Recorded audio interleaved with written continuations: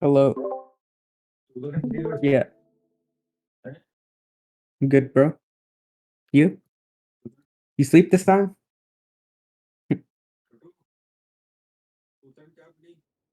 Okay, okay. One sec. Uh, one sec.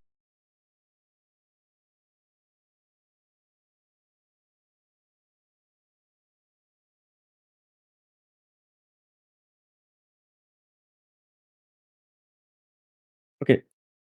I don't really know how this works, so. Yep, no worries. So I try to ask all my students this, so I Mhm. get an idea of how if I know how a session goes. So have you watched any of the VODs before? I watched like the first like minute. Okay, no That's worries. it. Okay, so how they work is I'm gonna watch you play. I'm gonna write down some Mhm, notes.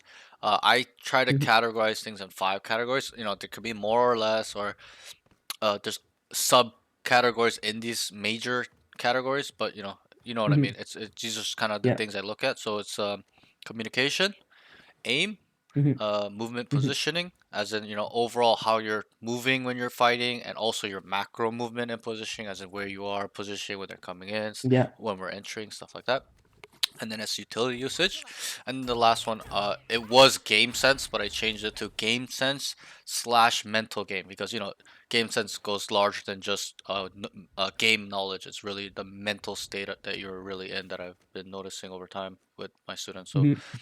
that's Yeah. that. So I will take general notes. Sometimes there are times where there's not too many general notes, but we get really deep into the rounds, and then I'll write round specific rounds where I write rounds in your POV, and they're super detailed. I try to be as detailed as possible. Yeah. And then we will deep dive in those notes. But so you can go ahead, cue a rank game, All whenever right. you're ready. I hope you warmed up. Mhm. Okay, great.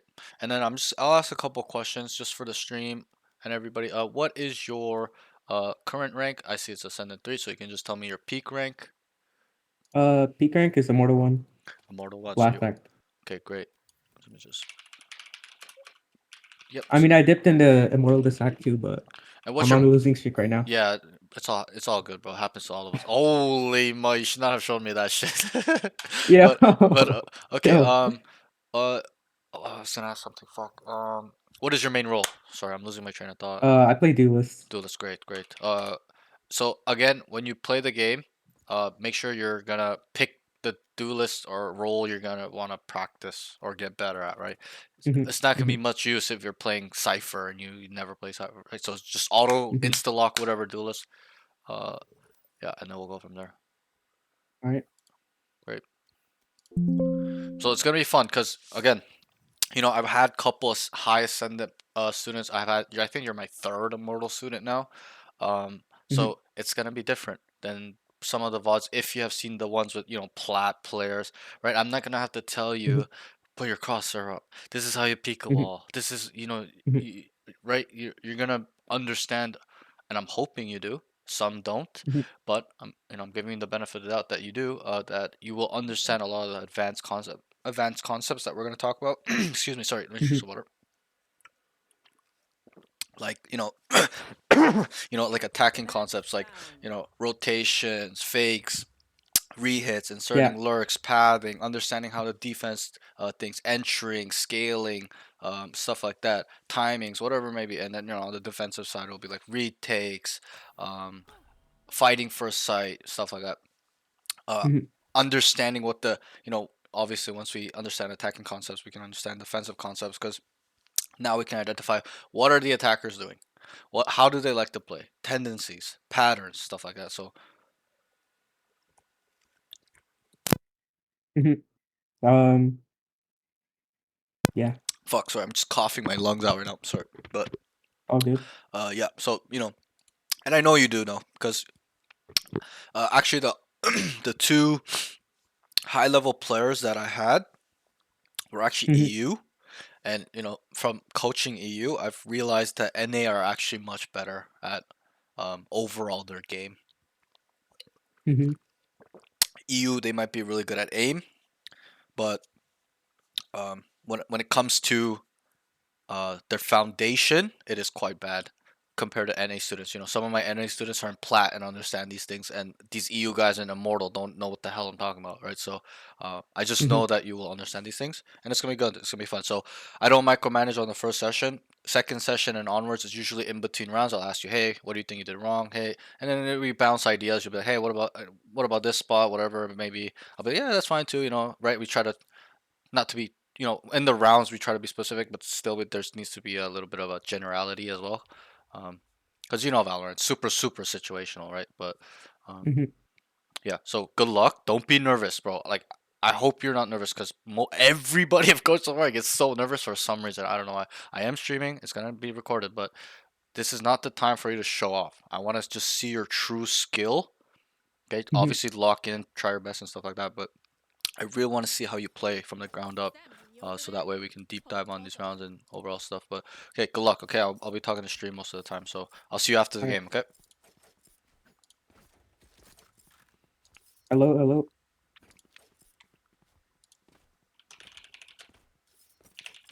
You guys want to work mid? Okay, I totally forgot this guy is this high of a level. Okay, that was probably my bad. I Cypher, can should. you have an extra trip? You can trip off fence, so we don't have to watch it. I'm gonna make some noise there and then regroup All right. after that. Okay, okay. You dog up mid. Like run up to here and dog into middle. You smoke fence. It's light. Oh yeah. Oh yeah. One's in middle. One's in middle. Guys, chat. Can you tell me if anything's off, like my mic or anything? Just let me know.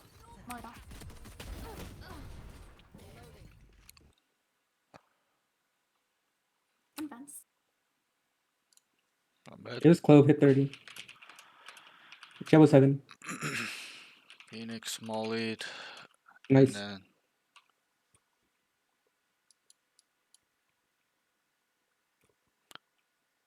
wait. I actually can't hear your game volume for some reason. I turned it off. Can you Oh, hear okay. now? Oh, yeah, yeah. Okay, sorry. You do that.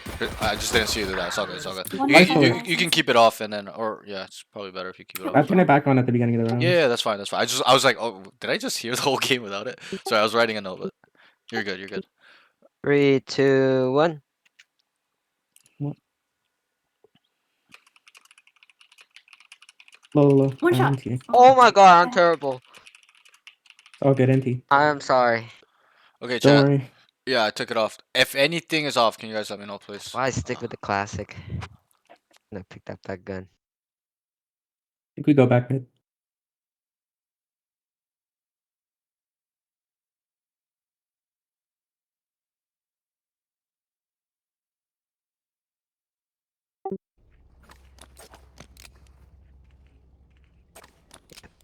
Yo, Fade, Fade, come here. Fade, Fade, Fade. Can you eye over this wall? Drop in a smoke. Never mind. Oh, big brain fade. Let's go back here. Ooh, sheriff. I'm leaving. So you guys are leaving, eh? Blocking sight. Sheriff on you.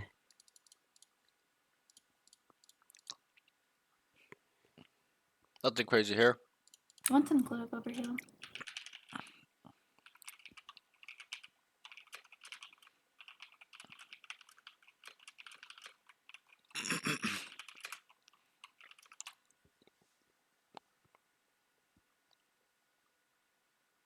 Is he just gonna play it? You guys want to try it?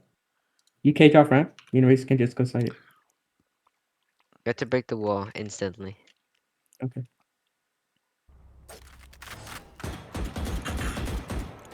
This mini map, bro. This mini map is tilting me. Keep up.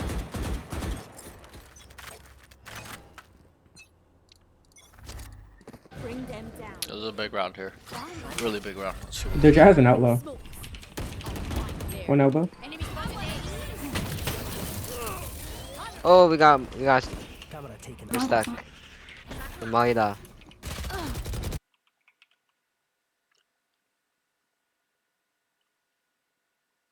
One on site.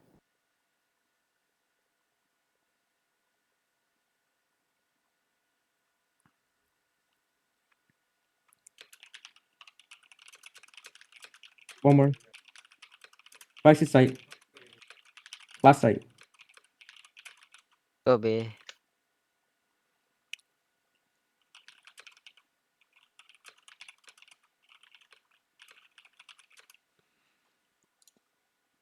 Pretty sure he had all the Your raise is one shot.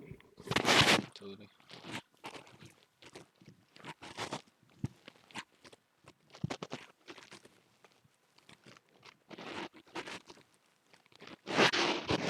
He's probably coming through ropes.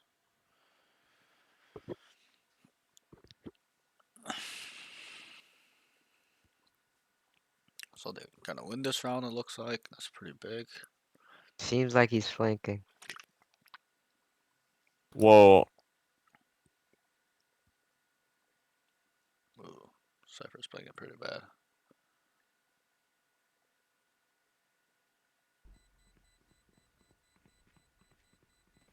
Nice, well played. Good round. Good job. Oh, Yo, my fault. I was scratching my back.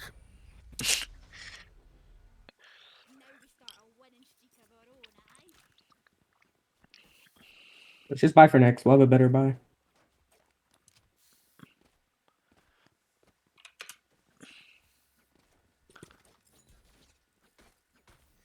It's kind of hard there. Vice is just sitting backside and just Thorn's doing. Let's push ramp. Take maybe heaven. we Win go third fast round, then. but Should we go fast then? same No, just go five fast ramp. or next. Would like Go fake Can yeah, right? satchel the rafters if you want.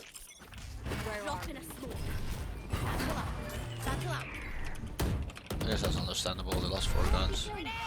They start a 5 ramp. Headshot. Nice count. Spike drop. I got the Get spike. Clove Heaven. 5v4. Help! Help! Help! I have the spike. Spike down. Oh, we have That's A their, now. that's their, Oh, Vice is yeah. there. One enemy Where's remaining. Huge, Jet? grab Where's A, Jet? grab A. They're all dead. Unknown. The bomb raise. Hey, it could be flanking. Maybe.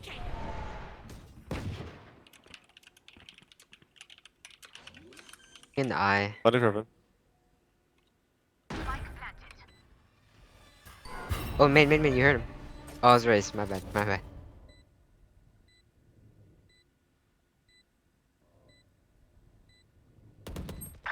Main.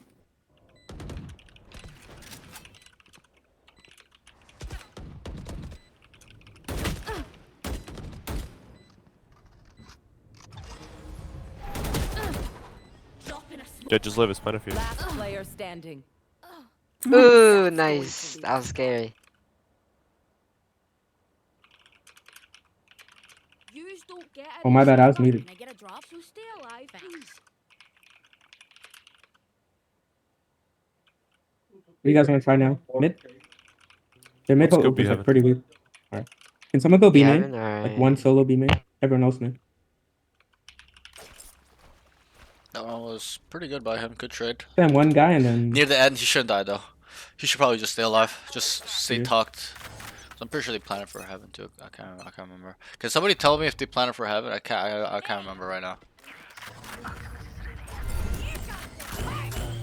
3 B main. Oh.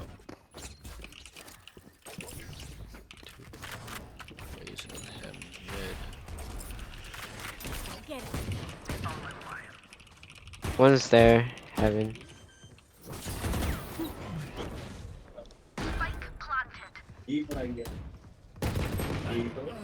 Oh, three. Three heaven. 3.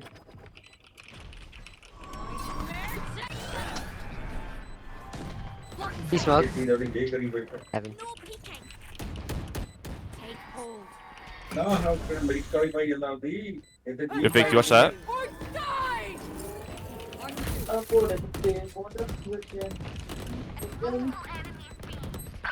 Just, I got him. Just show. Yeah. No charge one. My ult. 80 One lost. enemy remaining. Nice. Next time if we get Vice, to try to just like not take fights. I got your back. Just, you know, from the front. Get around it. Let's try it. Let's just go side instead, Loki. Anyone Raze, I'm gonna dash over the wall, so it'll be just me and you on site after you go. could have a drop.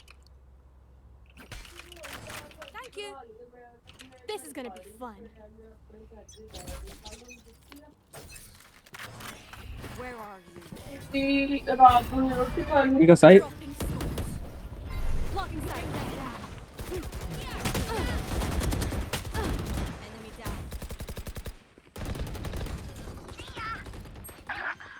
80 jet heaven. Here, Evan. Planted the spike. You had your fun. My turn. Screen. One rep.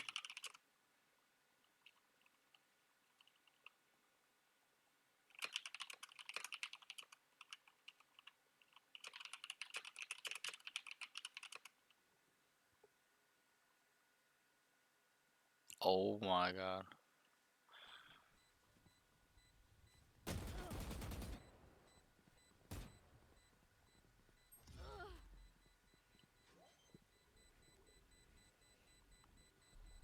Hey, nice try.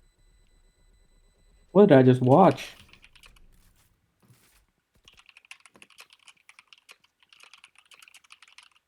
I can't see them yet. I can feel them already.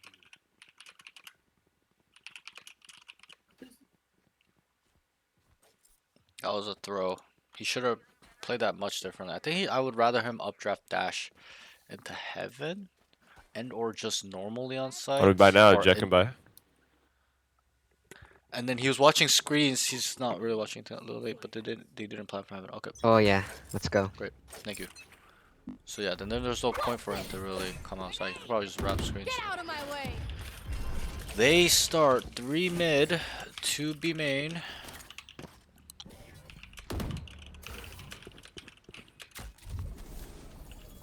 No one's heaven. There's a vice wall heaven. Let's go vents. I'm gonna activate the wall. Jet, you activate it. Can jump peek to clear the Oh, vice bro. wall heaven and Nice. not die.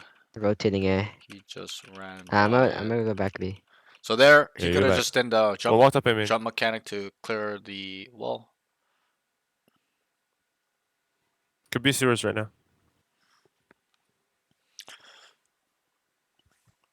Gets flashed and dies. That was a crazy wall. I don't think I've ever seen that wall, but overall, really crazy. One vents. I'm behind 2 of them. YRB Cherry, yo, it's 0824792829 Well, good to see you again, my brother. Buccelli, thanks for Yeah, the they're both follow. Sorry there. I missed you, Both man. I'm heaven. really usually when I'm in the sessions, I say it after, because I'm really locked in. Sometimes I'll spot it, but I'm just really locked in, making sure I'm looking at the round and type, because I have to type while I'm literally typing while I'm just watching. I'm just looking at the screen typing. I go back just in case I don't misspell something or stuff like that. So No, he's last. my bad. But you good. You good, fam.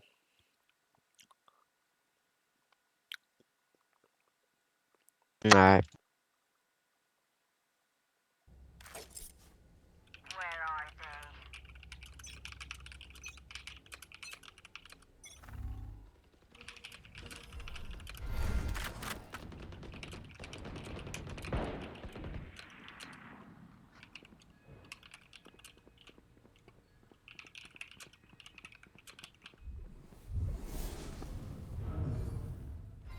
Let's walk sewers, go A.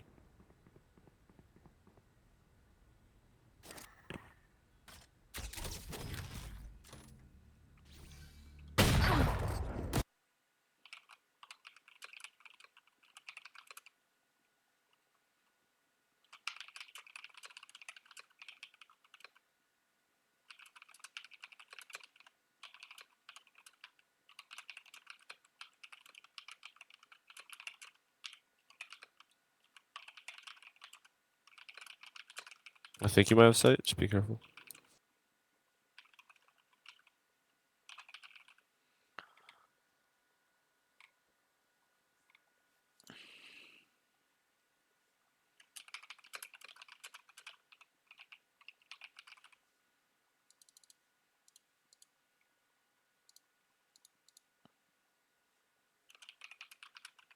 Yeah, this game is quite good.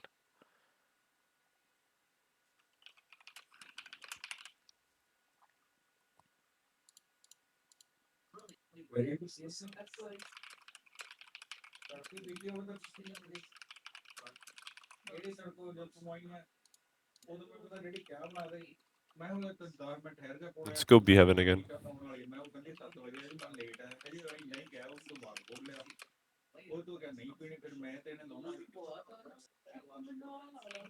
Wait, can we just go B main? I'll go B main. You just satchel out. Yo, Fade, can you come with me? I want you to suck Let's fly. Vince. Wait, what are we doing? Mid or Nah, I guess I'm speaking to a wall, bro. Never mind. No, you listen to the king. Let's go B main.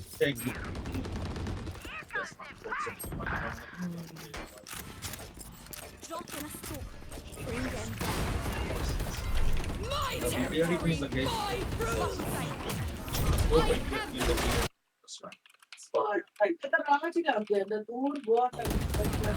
Last player standing.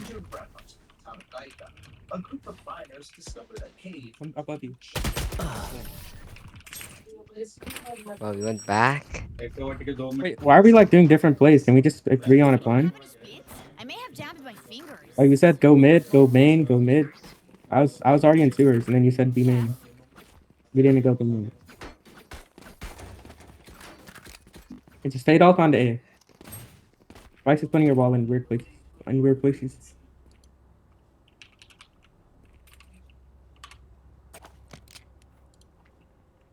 Their line can't hold forever.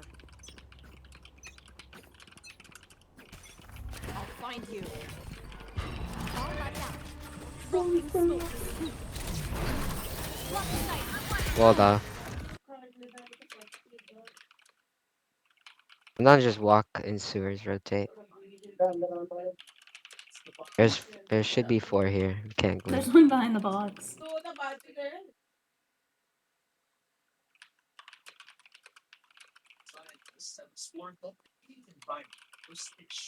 We have guns. Your deadlock's playing A, Device is playing.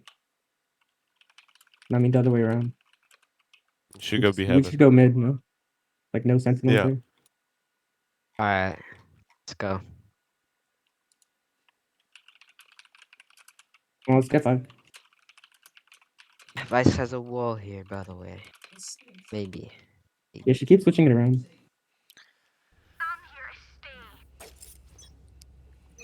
Have bomb fade.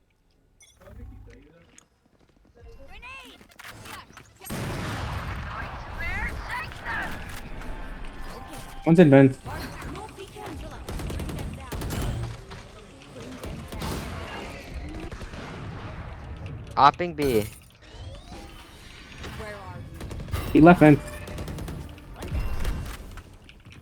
Up on B. Reloading. Well, let's go away, let's go away, let's go away. Backside, backside. Backside opping. Rotate, right? Go away, go away, go away, go away. Yeah, yeah.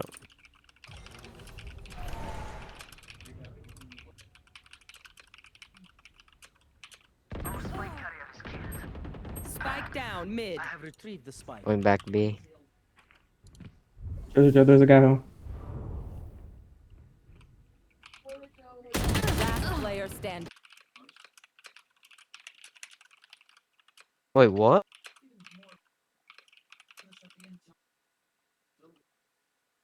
There's one CT. No one on A. Oh.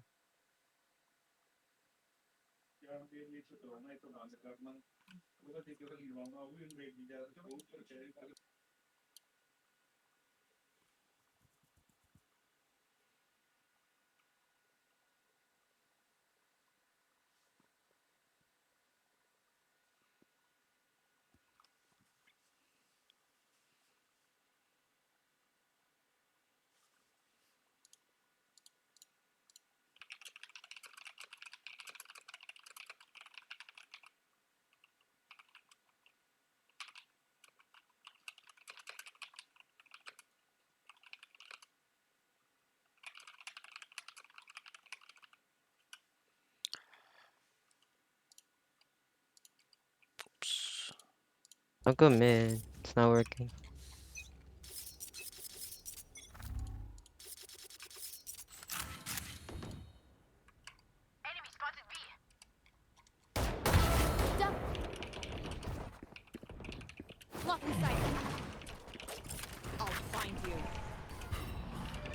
Marked one. Grounded. We'll catch them.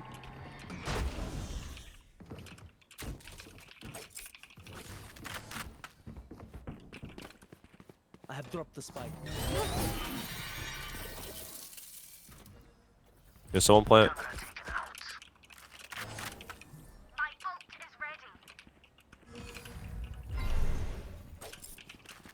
I have the spike.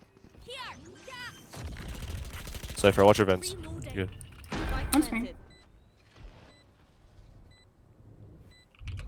I'll find you. Reloading.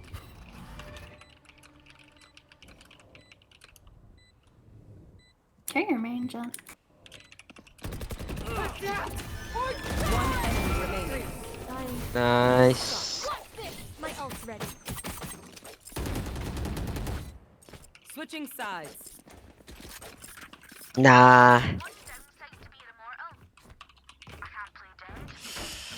I was just kidding, bro. That's 13, 14, 15. Yeah, how'd you know?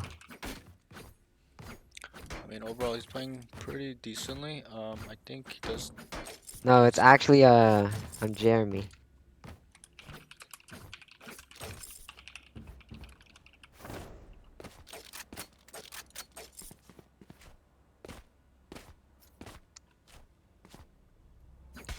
I don't think he's talking. He's not talking.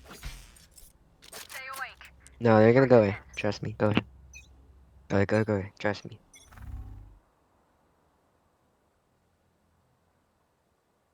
Heard one B.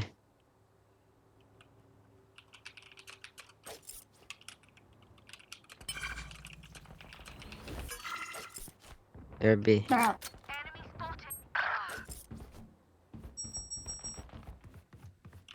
Spike planted.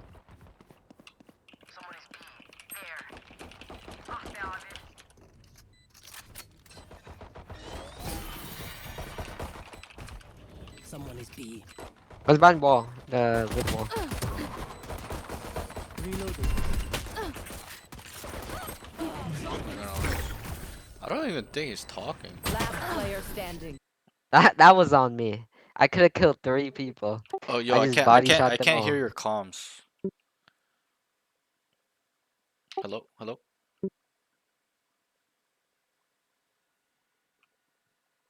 Wait, you Yeah. can't hear them? I will Oh, beat this oh, I'm one. sorry. Yeah, I knew yeah, after the I'm round. I glad to yeah, forget. yeah. Then I you- gotta, yeah, just so I can hear your comms at least during the round. Yeah, Yeah, you're good. yeah, You're good. got it. Yeah, you're right. You're right. Yeah.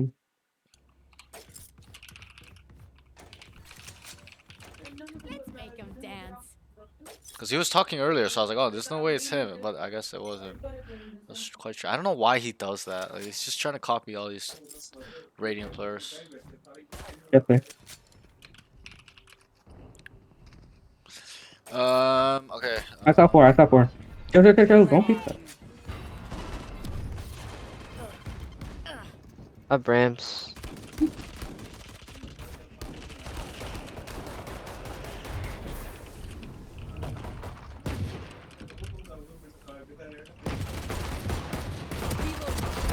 Oops.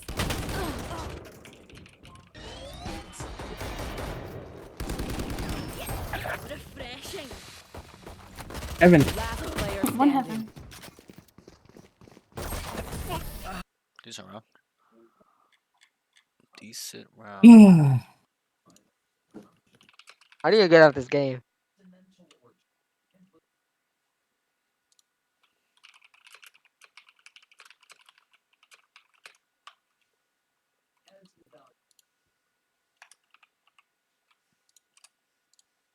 Can we have another duelist go B? Let's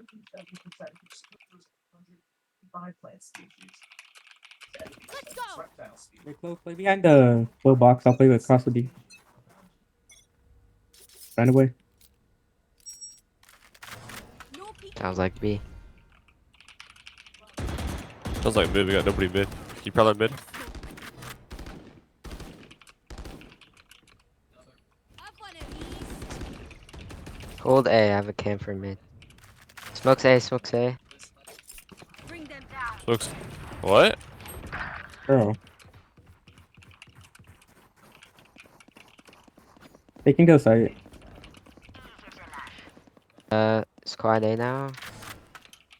Phoenix mid. Up fence, Top up three. fence.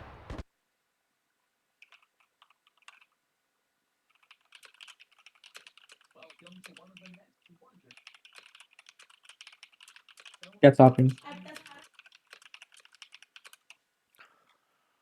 Okay, that round was quite strange. They started 3 on B.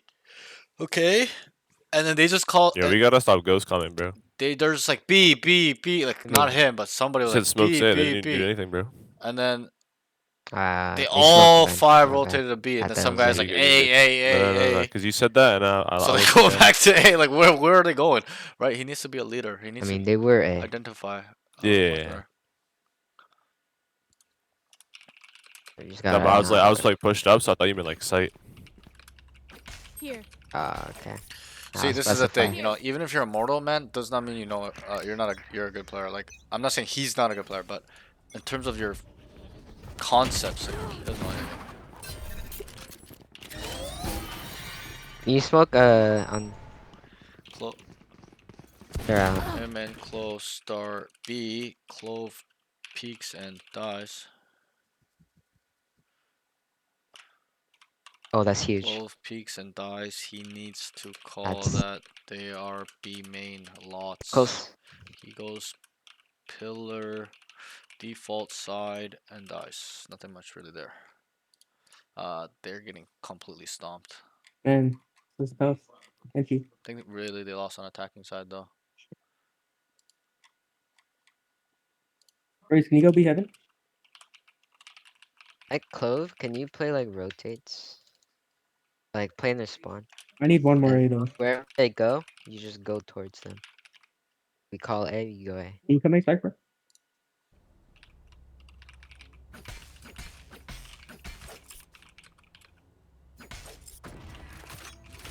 Play for info.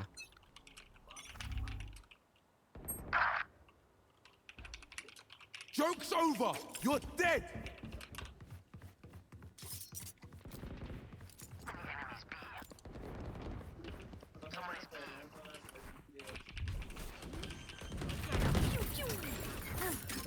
One enemy remaining. Spike planted. One enemy remaining. Cypher. Hey, we can Go win. fade. Play for info doesn't mean Here, peak. can I get that? Yeah, I got you. Can you play A Cypher? Not much there. Okay, it's okay. I'll make mistakes. If they try Quick games something- today. I know. Like it's been 20 minutes. Wait, Like, fade. No. what Fade the play. fuck? Fade play. The first game was the guy lost in 25 minutes. Like, what am I supposed to do? And that's why I told him, hey, bro. I Please know come your by. mental's fucking shot right now, but hey, we'll move the session to Monday. I'll give you, it's pretty much a free session. Let's talk about your mental, and that's what we did. I think he really needed that. I'm kind of happy I did that. I don't mind giving him like a session like that. It was only 2 hours. It wasn't too long. It's not like I deep dove too much. Like, we just really talked about him, which was fun for Nothing A. me because I tried to help him. Hold the one. I'll anchor. Bro, what are these comms, No, bro? this is B. I can anchor without. You anchor then. You anchor.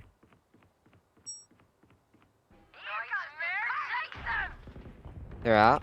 What's happening on Pillar, B? pillar. They're in the smoke, I think. Oh, one mid, one mid.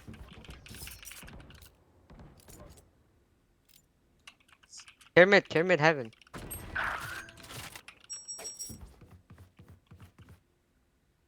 Are they hitting? What is going on? Did Wait. someone calm something? I'm calming, bro. What? No one else is. I don't know what's happening at B. Last player standing.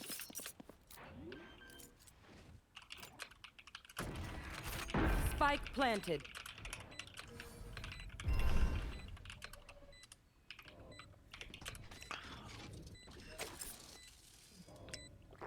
Looks like a GG to me, boys. Looks like a GG to me. If anyone have any general notes about him, I can write down too. I couldn't, like, I'm trying to think of some. I think his aim is not the issue. It's really his game sense and movement, in my opinion. It's not his. It's not his aim. Blocking sight. It's his movement, decision making. Let's try.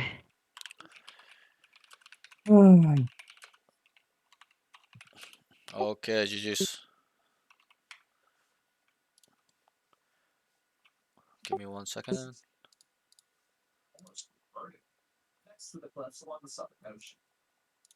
Okay, that game was a little unlucky. You guys got completely stomped, but still, there's a lot of good data I collected.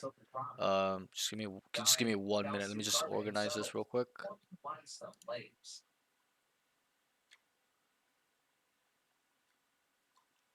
Okay, so first things first. Do you always play with your minimap like that? And let me just What do you mean? like it's because you can only see half the site, like kind of not all the map, right? So it's hard to see Yeah. what's going on the other side. Mhm. Let me just get in this game, make this custom. You know, you want to make sure that you can see the map at all times. I call it the board. You got to make sure you can see the board at all times, so you can also feed your information to your Let's team go. and also collect data by yourself in terms of in the rounds. But Mhm. it's just hard. I think it will be hard for anybody to really. You can watch my screen. You can stop sharing it as well. Um, but it just to me, you know, this is a common thing, and it's quite rare to see that in a Mortal Ascendant 3 players Feels like just thing yesterday where I was chopping do Thailand you at the see my mini store. map? You see Wonder how if that it's place like is still standing. I can see the whole map no matter where I go and it rotates with me. So even if I'm like this, I know I'm looking this way. But yours is like I can only see up to like here when you're on A, so you don't have any idea what's going on B, or if you're on B, you don't have any idea on A, and I feel like that's a big issue because there are times on A like that round right now you're like what's going on, you don't know, and it's like you kind of can't see. Also, they weren't telling you. Obviously, it's a little unlucky, but still, you need to be looking at the board at all times, as in being able to collect and process this information from the minimap at all times. So if you want, I can give you these settings. You don't have to use them, but again, I My definitely ult's ready. recommend that you are able to look at the whole map. Most of my students, when they see my mini map, they're like, you know, obviously they're lower levels, but they're like, can I get your mini map setting? So if you want it, you can have it. If you don't, it's all good. Okay.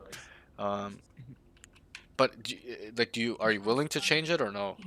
Yeah. Okay. Yeah. I used to have it smaller, actually. I Yeah. don't know why I changed it. I don't think it's the size. It's just that you can't even if it's small or big, I don't care. It's just at least make sure that you can see the whole map, right? Like Yeah. I can't see the whole map, which is a problem, especially in this elo, because you need to be super hyper sensitive to anything in this elo. Okay, Mhm, this is Immortal. mhm, Okay, this is no joke. So and I'm going to make sure that you're thinking and being a high level player, right? Just because you're Ascendant or Mortal 1, I'm not going to make you think like I'm Mortal 1 player, okay?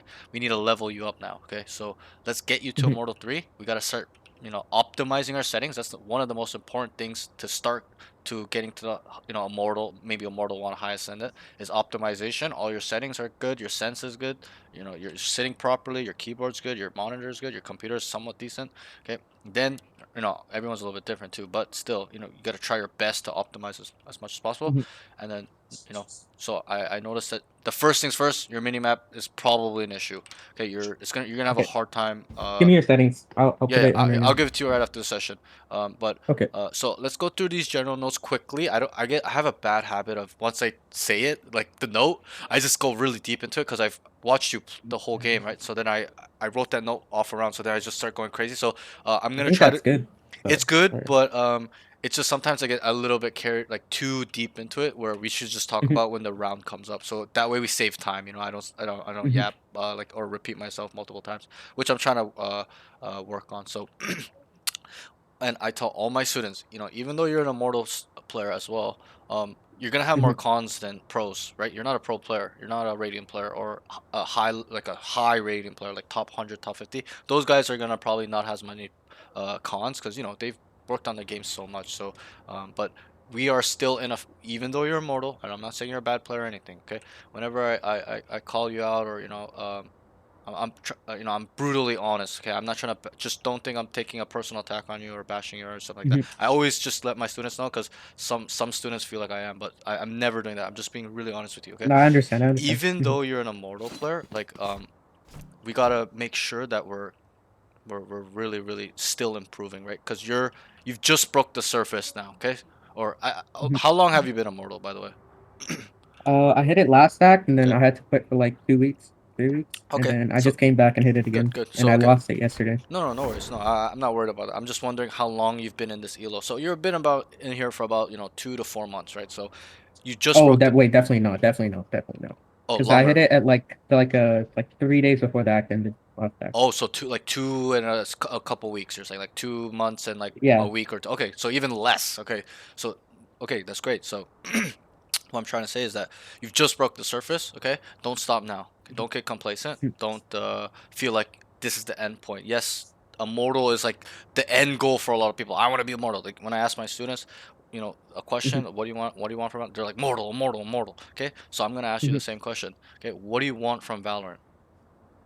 I want to go pro, Okay, you but want to go pro. that's Okay, still far away. great. So now we've identified what our goal is. Okay, you are Mhm. immortal. Okay, you are close to going pro. If I were to estimate anyone that gets to immortal and really, really puts their head in within a year, they Mhm. can be pro. Okay, depends on how much work you put in. Okay, I wanted to go pro at some point too. I got to immortal 3 and I kind of quit because of life and stuff like that. I failed at it. I tried to go, but I probably could have if I stuck with it. But I know life. So, your goal is to go pro. Okay. So now Yeah.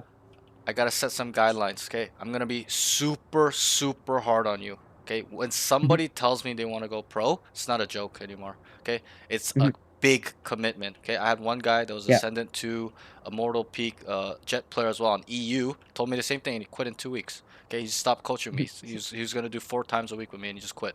He's like, oh, I can't do this anymore. I can't handle losing games. He's focusing on his rank too much, stuff like that, Mhm. etc., etc. Okay? For you, it might be a little bit different, but still, okay? And how old are you? 17. 17. Okay, so you're I quite just young. turned 17 Good, like good. a couple months ago. So time isn't an issue. Some people they're in their early 20s, mid 20s. There's not much time. You got to get it done if you want to get it done at that time. Okay, you've Well, I got actually plenty. thought the opposite, because What? What was I opposite? thought if I started at like 14 or something, that would be way better.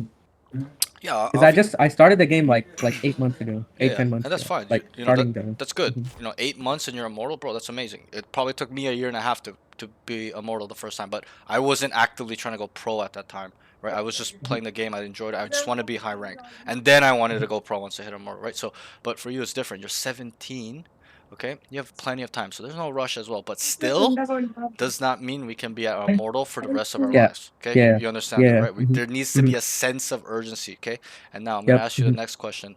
Okay, how bad do you want it? Um, Like, I've there's a taken a gap year from school to try to pursue it. okay, okay. So Um, you're taking I some mean, I action. literally I wake up, I play Valorant, I sleep. Before I sleep, I play Valorant. Like Okay, I'm willing to give it whatever it takes. right. Okay, all right. And there'll be a third question, but I'll ask that later on. But so you want to be pro, and I ask you, what are you willing to do? You're saying everything. Okay, you're taking a year off school to do this. Okay, bro. This is not a joke anymore if you've made this type of level of commitment, right? There's Mhm. probably reasons why you want to do it, whether you're a super competitive person, whether it's just like your dream.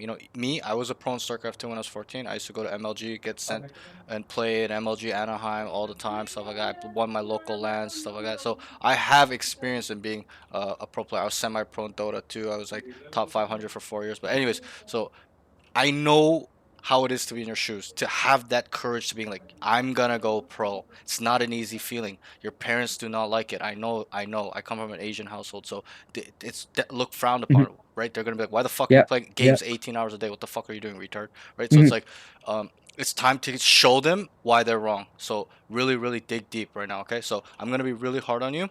It's not me bashing you or anything. It's because I've been in the position as well myself. It's always been my dream. Even till this day, I kind of still believe I can still do it. But I've kind of transitioned into coaching because I want to share what I learned, my experiences, my knowledge to the younger people. I feel like that is my purpose now in life, more so than Mhm. because I've tried it multiple times. I tried to go pro in StarCraft 2, like really pro. Like I was pro in StarCraft 2, but not like top, right? I was in the bottom of Yeah. the barrel pro, and then I would try to go pro in Dota 2 when I was 21. I spent 4 years. I failed at that. I was winning lands and stuff, but I didn't get to the top, right? I tried it in Valorant. Mhm. I struggled. I got to Immortal 3. I couldn't do it. I failed again, right? So if anything, you should learn from me, okay? Learn from my mistakes, okay? The biggest thing Mhm. I'll tell you, and I know we're kind of yapping, but I think this is important for you to Mhm. understand the mindset of someone that's already tried to go pro 3 times. I even tried to go pro in Spectre Divide as well. When the game came out, there was 30,000 players. I was top 200. I was top 100, and I was networking with all the top 10, 50 players. I was gonna go pro, and then the game just died. There's 100 people playing now. Like, what the fuck? It's so unlucky, right? And I was setting myself. I was training every day, so, and that was last year in September. But anyways, I'm just trying to help you set up your mind where you gotta take this super seriously, and also the most important thing, bro, do not give up. Okay, there's gonna be a lot of bad days, a lot of bad days, but more bad days than good days. You really gotta tap in, okay, and pull through those days. Really win each day. Take it day by day too. I know your goal is to go pro, but let's take it day by day. Okay, what are we doing today? That's gonna these actions that are gonna lead me there. Tomorrow, same thing. Ask yourself in the morning, what am I gonna do? What do I need to do? These actions, practice, working on my mechanic, whatever it is to go pro. Okay, because what you're telling me is not a lighthearted thing to me. Because I know that feeling. Going pro means making up my mind to going and spending 10 hours minimum a day on this game, and you take it seriously, right? So let's take it seriously. Okay, let's get on these notes real quick. Let's go to okay, so we're in cons. Okay, we're in communication.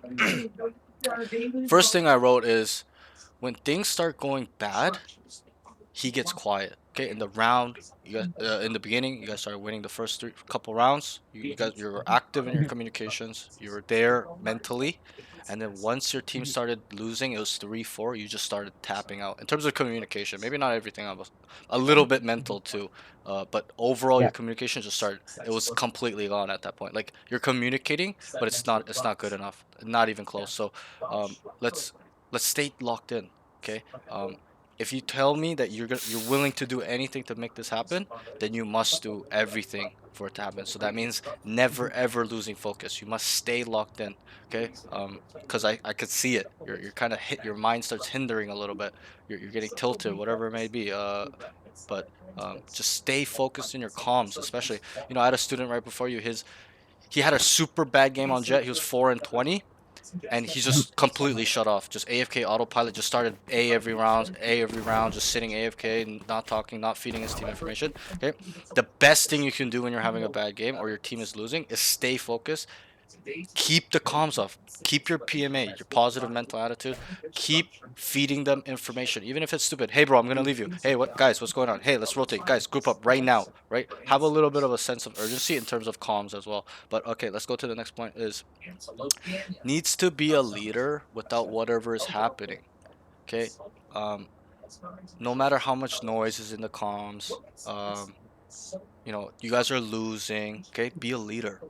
Show these guys why they should follow you. Show these guys why they should listen to you, right? Because that's what the best players do in this game, in any game. Okay, they're leaders. They lead because why? They know, they understand that they're the best player in the world, or not in the world, sorry, their lobby, let's say, or on their team, and they know best. They will actively not be toxic and tell them, yo, you're a retard, do this. But it's more like, hey, guys, follow me. Let's do this right now. Go A right now. Go B right now. Group up right now. So we got to lead them to victory. You got to lead them in the rounds. You're not doing that at all. You're just half leading, half following. It needs to be 100% leader. You may know, like traditionally in this game, an IGL is a sentinel, controller, right? Maybe initiator. But in ranked, okay, team is a little bit different, team aspect, okay, but in ranked, okay, anyone is an IGL. IGL is just a mindset. It is the person. It is who you are. Are you a leader or not? So you need to become one though to become a high level player in my eyes, in my opinion, because almost all the Radiant players or pro players you see, all IGL their games to being where they are, because they know they're the best player. Everyone else is secondary to them. I'm not saying that as in a huge ego way, but you get what I mean. Like in terms of knowledge, experience, situational awareness, their game sense, overall mechanics, they know they're the best player. They're confident in themselves. So not only tell them and lead them, but lead by example. Okay, so there's a lot of times you're telling them what to do, but they're not listening. Show them why they need to follow you because you're the best player in the lobby. Okay, that's what you need to show by example. So let's start getting used to that. Okay, you would plan pre-round. You'd be like, hey, let's go A, and then you just kind of be blank, or you just dash in by yourself over here and over here, and just sit here in a corner. That's not good enough to me. Okay, entry. Okay, you know, obviously you're with your team. Perfect world. This is smoke. This is smoke, right? So entry, entering and start scaling hard. Tell them, guys, I'm going up. I'm going up. I got elbow. Don't just run into the third section, which is the spawn. Come back to the site and play with your team, right? One thing I'll explain to you that you may know, and maybe I should ask you, what is the duelist's role? What is the entry's role? What are you supposed to do? Get space for the team. Okay, what else? I guess that's all I know. Okay, and that's fine. I'm not trying to see if you're dumb or anything. I just want to see where you're at. So, a duelist's role, most people think that it, and you got it semi right, it is to get space, but there's much more complicated things as well. Okay, most people, not saying you, most people, and you've probably seen it, people think that duelist is a selfish role, right? They want to go AFK, lurk on Reyna, Raze, Jet, just AFK, bait the whole team, let them run in, throw a utility, and go in behind them. Okay, I've said this in all my VODs with duelists. Everyone, I have to, because I asked them what is the duelist role. More than half don't know. Like even the Immortal guy in the EU did not know what the hell he's supposed to do.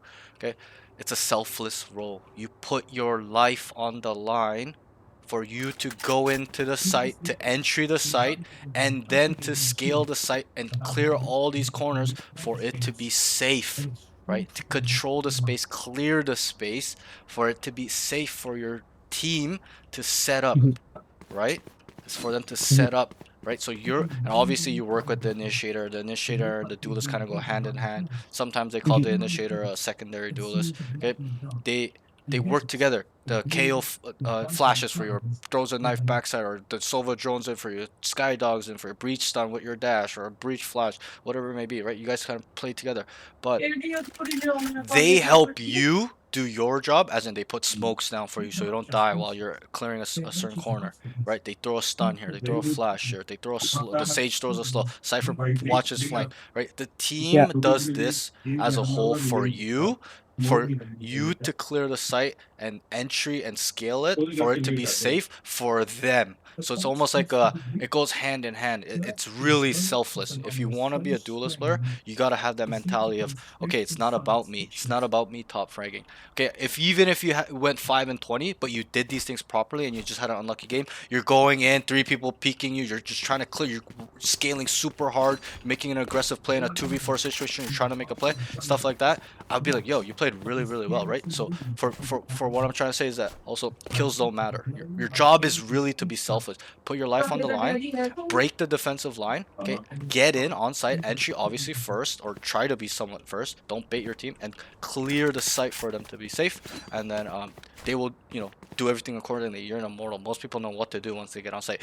Get the bomb down, wall off spawn, smoke, whatever, slow, whatever it may be, drone back, whatever, if they have utility, right? So you really got to play a role. I feel like there were some rounds you were pretty good at it. Some rounds was quite questionable. Like even this round, you just went like this by yourself and died to the device. Yeah. Right? Like that's a grief, bro. Like you made it 4v5 and they lost. They all went ramp and died. Like what's the point of that, right? I'd rather you make a, and also we'll come there when the round comes. But you get my point a little bit. So let's really, really understand the role deeply, right? Think about it like an arrow. Okay, there's a stick, an arrowhead, feathers. Okay, the feathers help it spin, trajectory, speed, go through the air. So does the stick. Okay, the arrowhead is what? What does it do? What does the arrowhead do on an arrow or a spear? The damage? Yeah, kind of. It goes through into the wall or into it pierces somebody or the object, right? It's the point of attack. So that's how you have to remember it. You're the point of attack, as in you might not initiate the contact, but you are the one that takes it first. As in, usually like a initiator will initiate it, right? With a drone, a flash, a stun, right? A dog, stuff like that, right? So, but you are the one to take that contact, whether you kill them and stay alive and keep going or you die. Okay, so remember that. Okay, it's quite important. Remember your role as a duelist. Okay, and ranked and pro play is obviously a little bit different. In pro play, you're by yourself. There's only one duelist, so they all rely on you. They're gonna help you. They set the one duelist up usually. There are times there are 2 duelists, right? But it's quite rare in pro play, right? It depends on the map as well. But in ranked, it's a little bit different because there's usually 2 to 3 duelists, right? So it's a little bit of a shared responsibility. But that does not mean that you can leave it to them only. You must pull your weight as well. I feel like the Raze was entering and scaling much better than you. I'm gonna be honest. even though he may not have been waiting for you or whatnot or telling his team, he was at least doing it, going through the motions of doing it at least. I wasn't watching his POV, so I can't really see, but I could see on the minimap, like even mid, when you went up with him, he's satcheling down B and you're sitting AFK here, right? Like you're just waiting or just late behind him, right? You gotta be with him, strength in numbers, so keep that in mind, okay? So let's move on. Again, to that point, it was be a leader, okay? No matter what's happening, you're losing, keep your mental up. And I feel like you have a strong mental. It's not like you were getting tilted, but it wasn't like you're getting tilted, but you're zoning out, you're spacing out, like you're like fuck, like you know, you're not locked in. That's the main issue Yeah. I have there. It's just stay focused, and that's great that you don't have a mental issue like that where you tilt hard, because then it would be a big problem. It would be really hard to work through. I would have to yap for a long time to help you understand a lot of the things, but it's good because you're young. You're moldable. It's really easy for you to understand and stuff like that. But do not adopt that tilt ever. Okay, you gotta, if especially you think pros tilt, and I'm gonna ask you that question. It's a silly question, but do you think they tilt? Nope. It's probably goes both ways. They probably do, but they internalize it better. They're upset, but they know how to work around it. They push through and stay locked in and focus on the next round. Right? I'm sure they tilt. We're all humans. We're all a little bit emotional, but they know how to handle it really well. So we gotta get on that level where, and I'm not saying you tilt at all, but you get what I mean. Like make sure it's in check at all times, because once you start tilting, your game is just gonna start dropping drastically in terms of performance. So let's move on. Okay, so the next thing is feed his team info better, okay? I noticed that you're really only feeding team, and this is super common. All my students, okay? Doesn't matter what rank. There's a rare occasion where there's the 5-10% of students where they're communicating and feeding information on things happening across the map. So this kind of ties in with your minimap. We addressed the issue. It shouldn't be an issue anymore. You need to be able to look at B and tell them, guys, there's 3 B main, even though you're on A. Okay, stuff like that. Hey, I'm gonna leave you, bro. Hey, let's group up right now. Hey, let's walk up together. Can you smoke it, right? It's got to be constant. Feed your team information, even if it's stupid. Guys, they're default identifying what they're doing. One A main, one mid, one B. Guys, they're default. Don't need to rotate, run around, because that's what your team was doing. They're just running around. First contact. I don't even know how. This is a Immortal lobby, and they're just running around like headless chickens. It's actually crazy anyway. Like, somebody's Yeah. they're miscalling too, which is unlucky, right? But we're not focused on that. But I'm just saying, like, they're calling B B B, everyone's running B. There's nobody B. There's 2 guys B made. They're not coming in. So you need to be the one, because you were on B. In this specific situation, you need to tell them, guys, they are in B main, 2 B main, 1 B main, whatever it is, how many, they are not in. That's all you have to say. They're not in. Watch mid, watch A. They can lurk up, and they did that a couple rounds. You guys kept rotating, and they're lurking up A, and it ended up going A. You peeked screens here and died, which was a little bit unfortunate. There's 3 people staring at you, but you get my point, right? So it's like, you really, really gotta feed your team information at all times. Guys, I hear it here. Guys, there's gonna be a lot of rounds too, and I'm sure you experience this where there's rounds where it's quiet, right? Like, people cut noise. You guys are all kind of just holding a point, and they're playing super slow. You gotta just tell them, guys, they could be going B or whatever information you pick. It's all situational. I don't want to be specific because it's all situational. But you be like, guys, let's say you walk out, guys, nothing A main now, and I'm gonna, you walk out here, you clear it. Where can they be? And I'll ask you another question. Where can they be? B? Walking a B maybe or nope. Yep. Where else? They could be walking on B. Where else? Mid. Exactly. You got to spot on. Super simple, right? They're gonna be in this area, especially if you've got mid on lock plus B main. Maybe they're playing soft on pillar, default, backside, whatever it might be. They're gonna be generally in this area. Obviously, there'll be times some random guys holding your lurk, right? But it's like stuff like that where it's important that you need to tell them, okay? Feed them info, and I'm not saying you don't do this at all. You do feed info, but it's only usually when it's around you, as in you've heard it on your side. You need to be the type of player where you're seeing it. Your eyes need to be so fucking sensitive to the minimap. Any red question mark, every time it instantly pops up, you need to look. Guys, 1 mid, 1 B main, boom, A main. Guys, 3 B main, 3 mid, whatever it is. Okay, you need to train yourself whether you have that or not. Okay. I've developed that through other games like StarCraft 2 and Dota 2, so I was a little bit blessed that I came to Valorant with super crazy minimap awareness, okay? Even though my mechanics were shit. That was probably the best thing I had when I first played this game. Or, you get what I mean. But it needs to be hyper sensitive, bro. Boom, 1A, 2A, and then, the basics is to identify how many are there. The the advanced thing is to identify how many and who. So then you start, let's say they kind of peek across, you just tell them one tail, one vice, whatever. You get what I'm trying to say. So not only because to the lower level students, I would just tell them, guys, you need to be hypersensitive to the minimap, see how many players where they are. But you're different. You're immortal. So I need to tell you the more advanced thing is because they're not gonna understand if I'm like, yo, you gotta identify who's there. A lot of times they don't even care.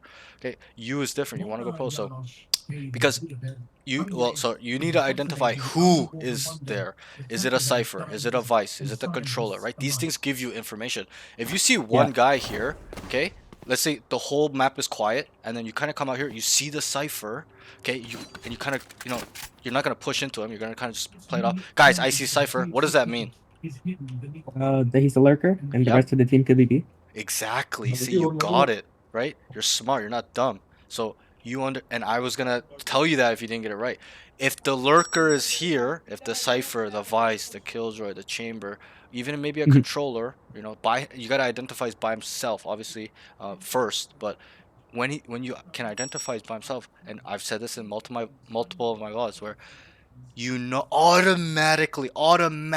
automatically know they're B main or mid, right? Especially if this has not been cleared or walked down, right? But usually, right, we understand, you're a smart kid, that the team is on the opposite side of the lurker, right? Because the lurker wants to go to the opposite side and gain some information, whether they hear you running off, stuff like that. Try to get a timing lurk up, right? If he gets a kill, everyone starts rotating back to him, right? If he gets up on site, he tells his team to come until wait until he's up into the spawn, right, and he'll be like, oh, clear this part, I didn't clear it, whatever maybe, right? So you understand that because I'm sure you've experienced it. Okay, so those things are quite important as well. Okay, making sure all the time, every single time, you need to be actively keeping track of who is where, as in the agent, and also how many and where they could potentially pad as well. Okay, let's say we saw three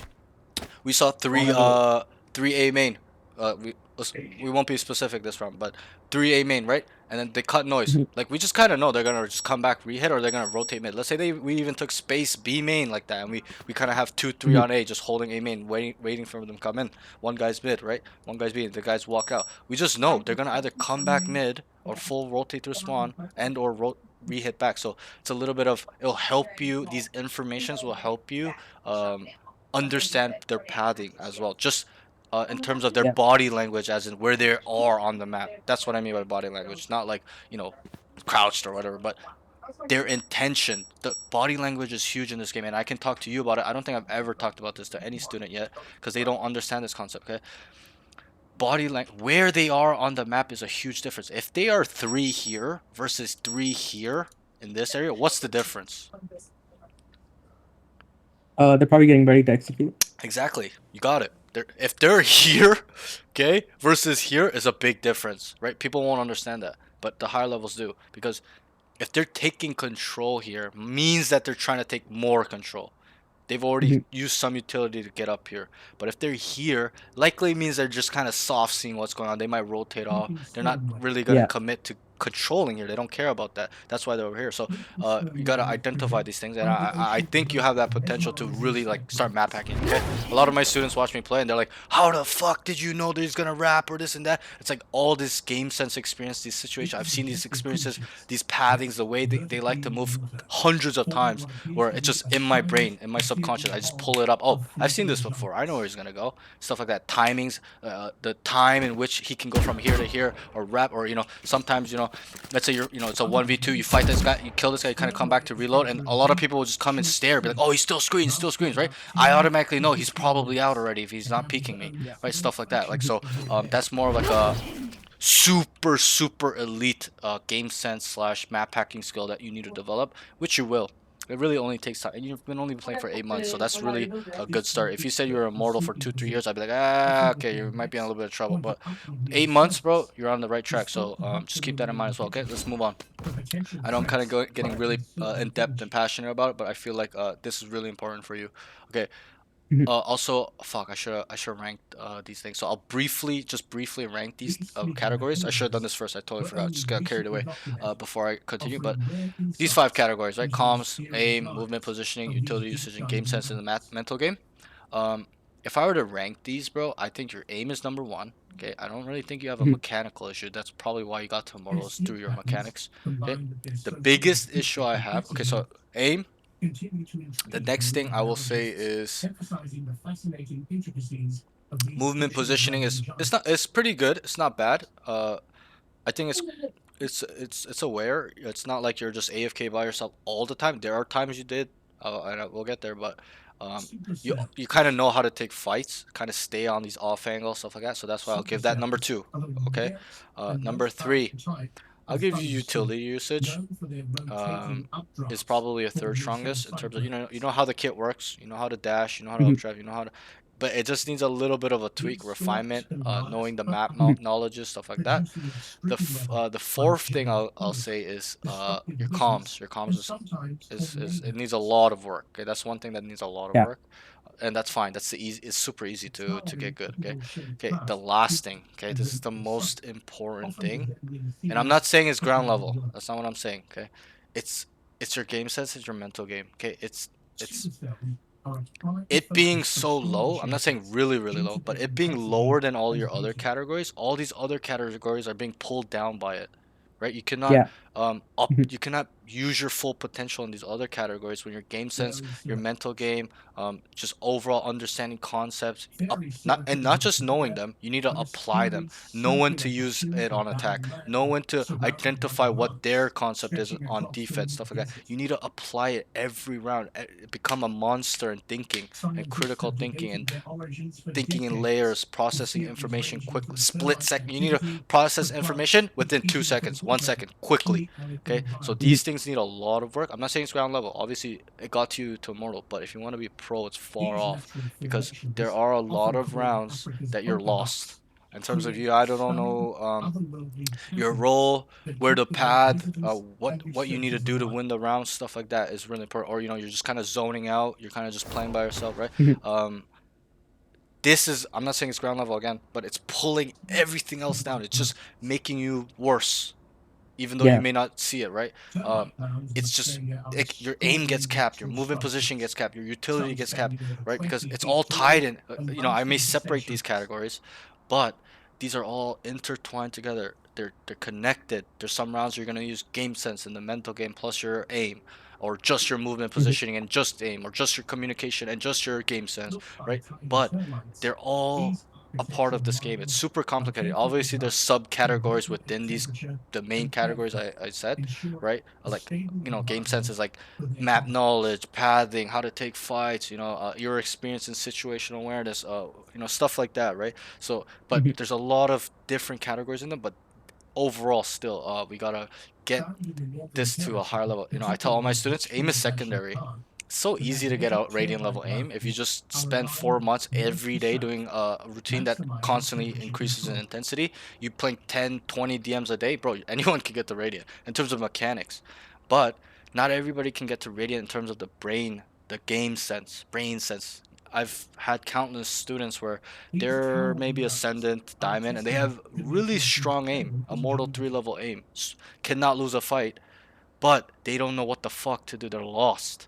They don't know where to Mhm. go. They don't know if they should be by themselves or with the team or go into this site after they kill two. Like they don't know how to use their brain, right? You probably heard that term, all aim, no brain, right? So Mhm.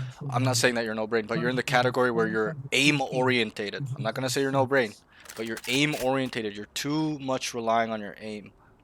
You're looking for fights unnecessarily, stuff like that. We'll get there, but we gotta get this game sense up, and we will. So that's how I rank your stuff. And I'm not saying that these your aim's a 10 out of 10 and everything's else as a 2 or 3 out of 10. You're in a different situation where your aim's probably like 8 in this elo, like a 8 9, 8.59, maybe like a 7.5 to a 9, that range, like really solid, right? Mhm. Super solid. You're not gonna lose a lot of your fights, but these other categories are at like a 6, right? 6.5. Yeah. We need it at 8, minimum 8. All of these minimum 8, and everything needs to be higher than aim. Aim can be 8 out of 10, and all these things are 10 out of 10, and you'll be a rating player. Your aim can be a 3 out of 10. Okay, I explain this to all my students too. There's so many rating players. You've probably seen it where they're constantly bottom fragging Radiant players. Their aim is dog shit. You're like, why is this guy Radiant, right? But all these categories are 10 out of 10 besides aim that makes them a Radiant player. They're thinking on a higher level. They know how to play the role. They know what to do situationally. Stuff, high communication, stuff like 10 out of 10 everything, right? So that's why I stress the importance, and that's why I try to teach all my students. It's not just you. It doesn't matter what rank. I teach them the mental game first because that's what's hardest to learn. Aim is easy. All you have to do is be consistent and keep working on it every day. Game sense is different because not everyone has the time to put in 10 hours a day and play ranked, right? So let's start bringing these levels up, and we will. Like you will. It will take time, but it won't happen overnight. But you gotta first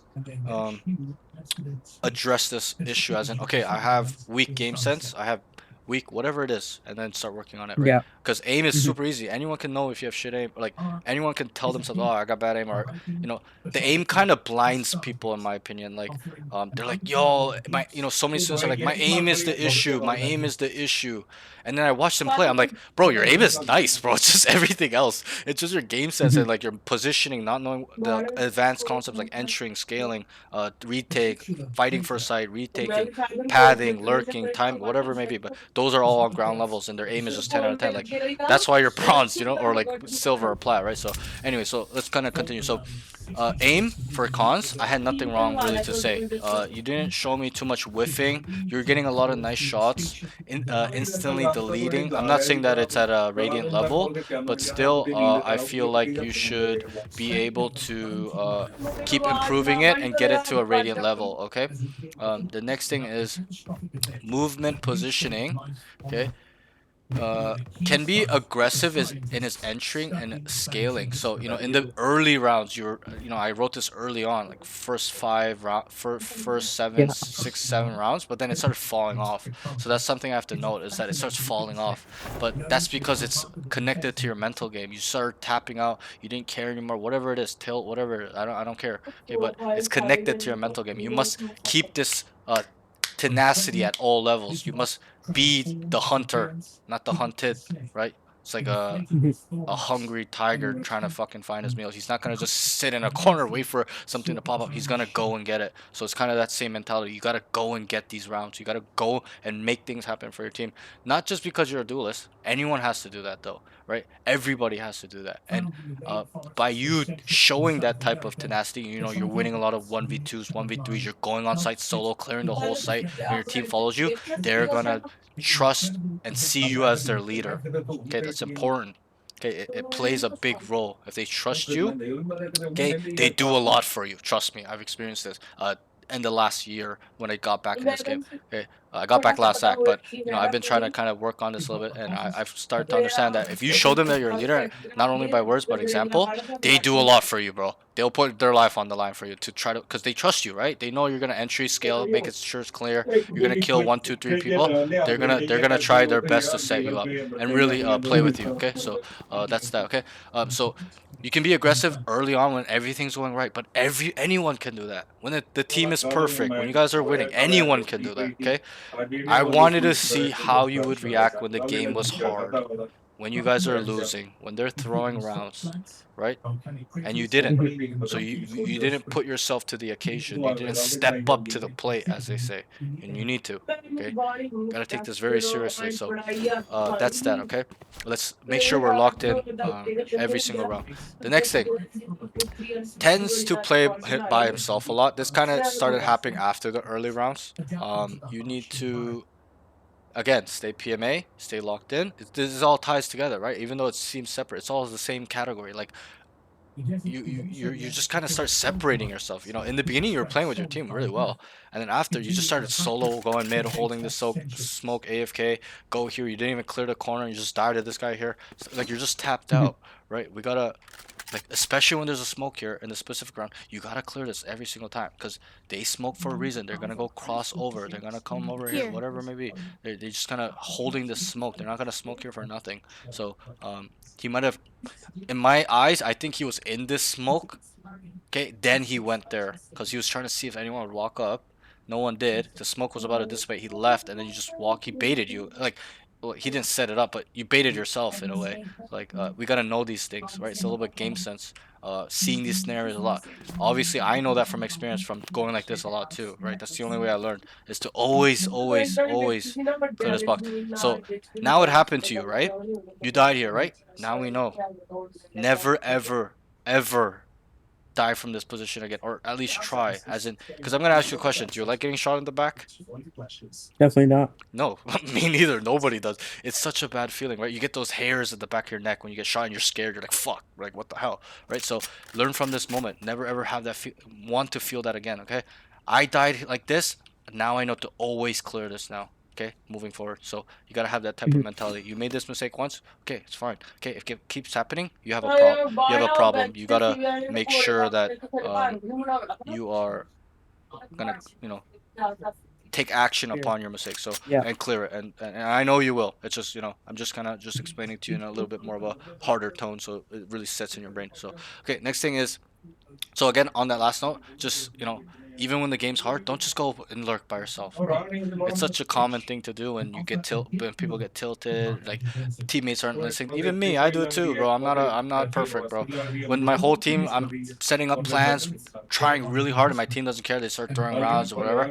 I do it too sometimes. I'm like, okay, you know what? I just mute everybody, and I'm like, I'm just gonna play by myself, right? But still, even when I do play by myself, I make sure I don't need to hear comms. Me personally, I don't need to hear comms to play. If I mute everyone, I can literally look at the board and still know what's going on without anyone telling me. That's the type of player I am.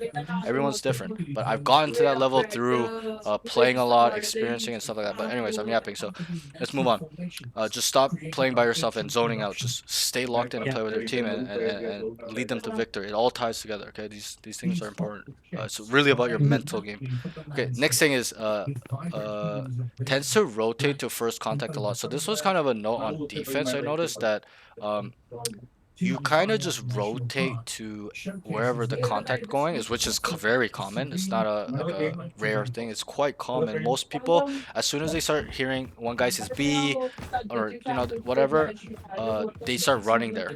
They'll be like, I hear B, and everyone will just start running, right? But what you need to do is they call B, you need to make sure no one's gonna lurk. This is higher levels, bro. People start taking timings.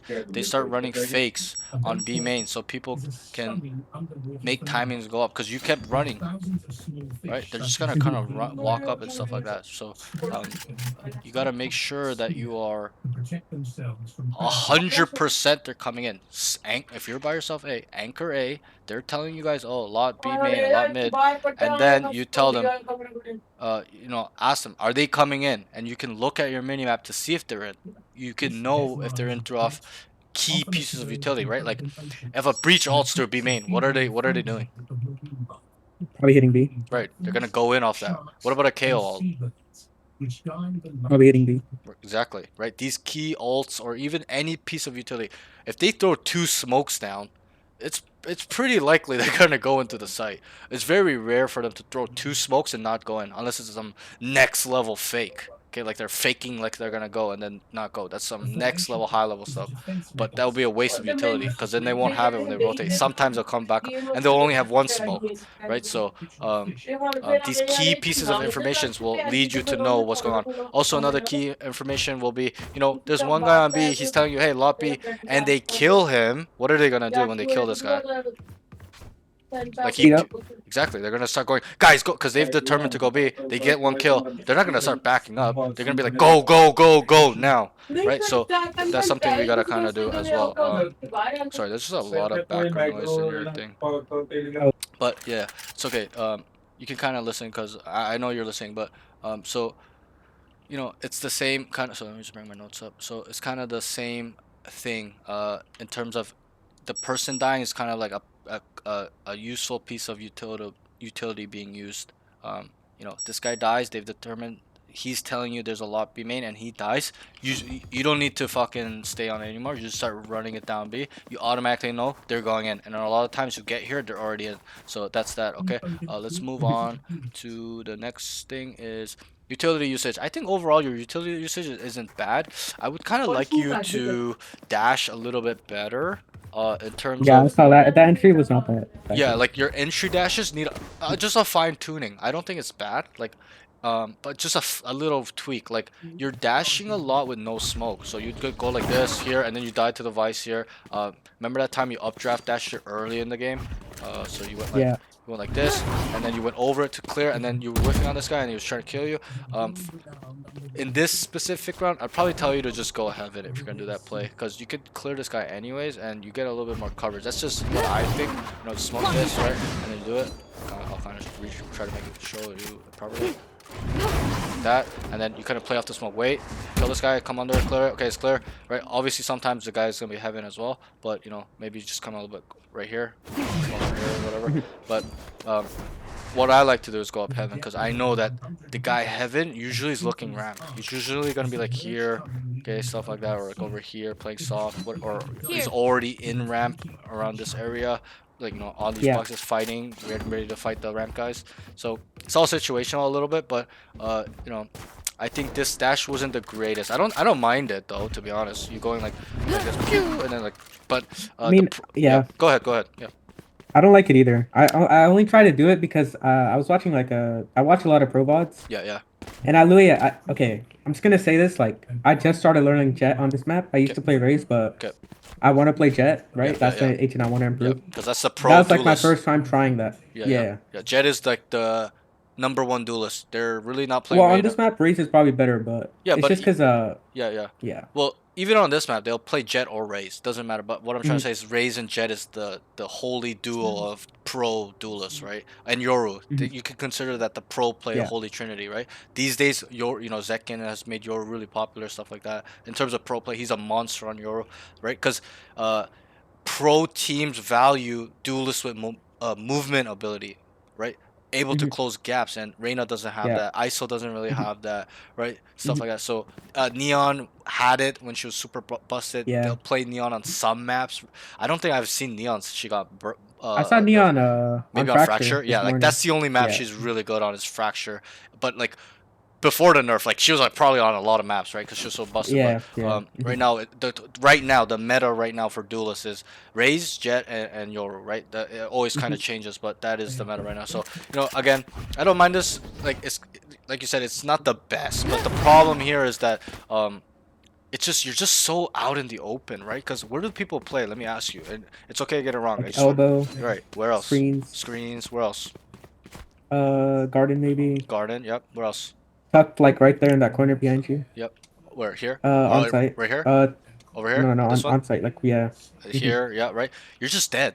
Like, if they, especially because once, we gotta remember how people play as well to think on a high level. So, once this guy's on site, whether he's over here, whether he's over here, whether he's over here, whether he's here, okay? And they've called, or, there's one guy close ramp, whatever. There's usually one guy here, right? Starts here to hear a main, right? So, once he hears a lot of you guys start running up or walking up or using utility, whatever maybe, he's gonna be in a better position where you're just instantly like, look how wide open this is. You die from everybody. Heaven, hell, here, screens, elbows, that screens, this middle default screens as well. So yeah, so maybe you could, if you want to do it, maybe anticipate, throw smoke there and just kind of like go in the smoke. I mean, that's what I tried to do. I just messed it up. Right, yeah, and that's fine. That's fine. But you get my point. Like, make sure in terms of just your dashing. Okay, make sure on entering, and when you're gonna do it, at least give yourself some cover. That's all I'm gonna say. It's self-explanatory. Just don't dry dash. Okay, I think something I just realized is this entry that I'm doing is probably not good in rank. Like the only reason they do it in pro play is probably because they like paranoia backfight and stuff. Right. And so it's not open. You're right, and I would probably say something along the lines like they're just gonna set this guy up, right? They're probably gonna like throw a obviously perfect world. This is smoked. Right? So they're gonna do a fuck ton here with that type of dash, right? Yeah. Like a breach ult, KO ult, like whatever vice ult, whatever it is, right? Like they're gonna set this guy up crazy, right? We can't all be like Kang and just run in and have crazy mechanics, just 1v4 all the time, right? But even them, EDG, they set him up really well. That's kind of why he shines, I think, in my opinion. Like most people think he's the cracked, but honestly, like, he's pretty good, but it's the team. It's the team effort. EDG's like team play on entry and defense. Their defensive side is crazy. No team can beat them on when they're on defense. I mean, it shows with like duelists like Demon 1. Like he used to get set up by his team so much. Exactly, and, on he EG. excelled, Yeah. And now, But even then, like Now he can't. exactly, this game's all about getting set up. So just remember that just make sure you maintain your role and that's kind of why the Yeah. leadership is important because they will set you up no matter what. When you show them you're the best player, they're gonna follow you around and stuff and listen to you when you're showing them you're the best player. So that's kind of why the leadership part is important. In ranked, okay, team games it's a little bit different. Everyone knows their role. There's a set IGL stuff like that. But yeah, let's just kind of move on. So I'm glad you understand that. It's you're a smart kid, so it's gonna be easy for you to tweak these things and really really become sharp, bro. Really sharp. Okay. It just takes a little time and identifying what's going wrong. So next thing is smoke usage needs a little work. I would like you to use this a little bit more, whether you're peeking an angle or you need to cover something or even cover yourself or you want to play by yourself. You just don't just dry peek something. Even if you're trying to lurk, there are times where you can't just walk out like this. Okay, so you're gonna have to just whatever it may be, just anything. Okay, even mid, you know. I saw a really sick smoke from a silver player the other day at one of my sisters, and I was like, "How the hell are you silver off this?" Or gold? Sorry, it was gold. And he was a Fortnite pro, or like whatever competitive. But he smoked this, and then he fought hell, isolated, came back and killed. I was like, "Bro, what the fuck?" Like I would never think about that smoke, right? So like, get creative with it. You can use this in so many ways, right? The best, if you look at Aspas, bro, the way he uses his utility on Jet is crazy, right? He'll literally go like this and just come back out like, or you kind of get what I mean. He'll be like and then dash back out like crazy ass utility, but he uses the smoke as well to give himself some cover. So work on it a little bit. I'm not saying it's bad. It's pretty decent, but again, use it with the dash when you're entering. On defense, there are times you're gonna have to use it to cross or whatever. You think he's there, just kind of poke it and get out. Okay, and then you can rehold it, whatever it may be. So it's really situational, but I would like it to be used more on defense. Attack, use it with your dash. Okay, that's pretty much it. The next thing is game sense mental game. Okay, this is quite lengthy. Need to clear all corners. Okay, that's what from this note we touched on it a bit. Okay, we don't like getting shot in the back and dying like this. Now we know clear because you're in the Immortal lobbies, right? It's different at the lower mid levels, but once it gets to Immortal Plus, okay, you've probably experienced this. You're like, there's no way this guy can be here. The timing is crazy. He cannot be there, and then he's there, right? You're like, way here, you kind of peek like, no way he can be here. You just walk down, he's there, right? Like shit like that, right? You probably experienced that. Like people have crazy capabilities to timing at this level because they've done it so much. They're good at it. They understand kind of how timings work. Okay, so basically just like expect everything. right, just don't like be wave it off. The word would be vigilant, be cautious at all time, no matter what the hell. Even if you believe he cannot be here, when you walk down A main and you guys were watching this and stuff, you never fucking know. People are so weird. You've probably experienced that. People are just so fucking weird. Just and that's me. I'm just super vigilant, and it kind of stems back to the question I asked you. Do you like getting shot in the back? You said no, right? I hate getting shot in the back, and I used to get shot in the back a lot. So I learned through experience and making these mistakes to never ever get shot in the back anymore. And I never do. I rarely get shot in the back. It happens here and there, but rarely, because I'm always like this. Even when I'm lurking, for example, let's say on defense, I'm taking space, right? No, on attack. No, this map's a little bit bad. It's better on like Haven or those big maps. But let's say I'm lurking up. Okay, I'm looking here. Okay, I clear this. Okay, nothing there. Okay, nothing there. Can I go there? I always look back just in case, right? Because somebody could just walk up behind. This is Immortal. People aren't running around, so I always try to just kind of make sure that I'm just always hyper vigilant about my surroundings. Come wide, hold this. Come, hold. Okay, nothing there. Come here. So you get what I mean? So really, really be vigilant, cautious, and you'll be a much better player, and you'll be harder to kill that way. As in, you kind of get ready for this guy. Like he's sitting in the corner. You see him. He's dead. Okay. Come here, stuff like that. You know what I mean? You walk down, kind of come here. Okay, nothing there. Come here. Okay, nothing there. Get ready to peek this. Just be hyper vigilant. This is a good example. You walk down mid on defense. Okay, you clear all this, right? Come here, look here. Okay, nothing source, and then you always look back, right? Because until you get to around here where they cannot see you. Because there's so many times I'm sure you experienced where you're like this and the guy kills you from B main, right? So yeah, you just always look back. Get ready. Just get ready. Okay. Nothing there. Okay, just look one more time, just in case they saw your back or something, stuff like that. So it's a little bit of being vigilant, having your head on a swivel, as they say. It's just constantly looking around. It's a football term. Have your head on a swivel. They teach in American football. I played sports so my whole life, but that's what they teach. So the next thing is, okay, this one might be a little bit more lengthy that I have to explain. Using, okay, using advanced concepts more is needed to win these hard rounds. Okay, this is more of a defensive note. Okay, because once you get it on attack, and we'll get there when the rounds come, you need to it'll be easier for you to understand what the hell they're doing when you're good at attacking and entering and scaling and using concepts like 5-man rush, contact, rotation, rehits, double fakes, inserting a lurk, double insert lurk, stuff like that. Okay, like super complicated retarded shit. Okay, you're gonna understand how to be a better defensive player. Why? Because, and I'll ask you, why do you think that is? Sorry, what? I said, once we get a sense of these attacking concepts that I just explained, why do you think we become a better defensive player?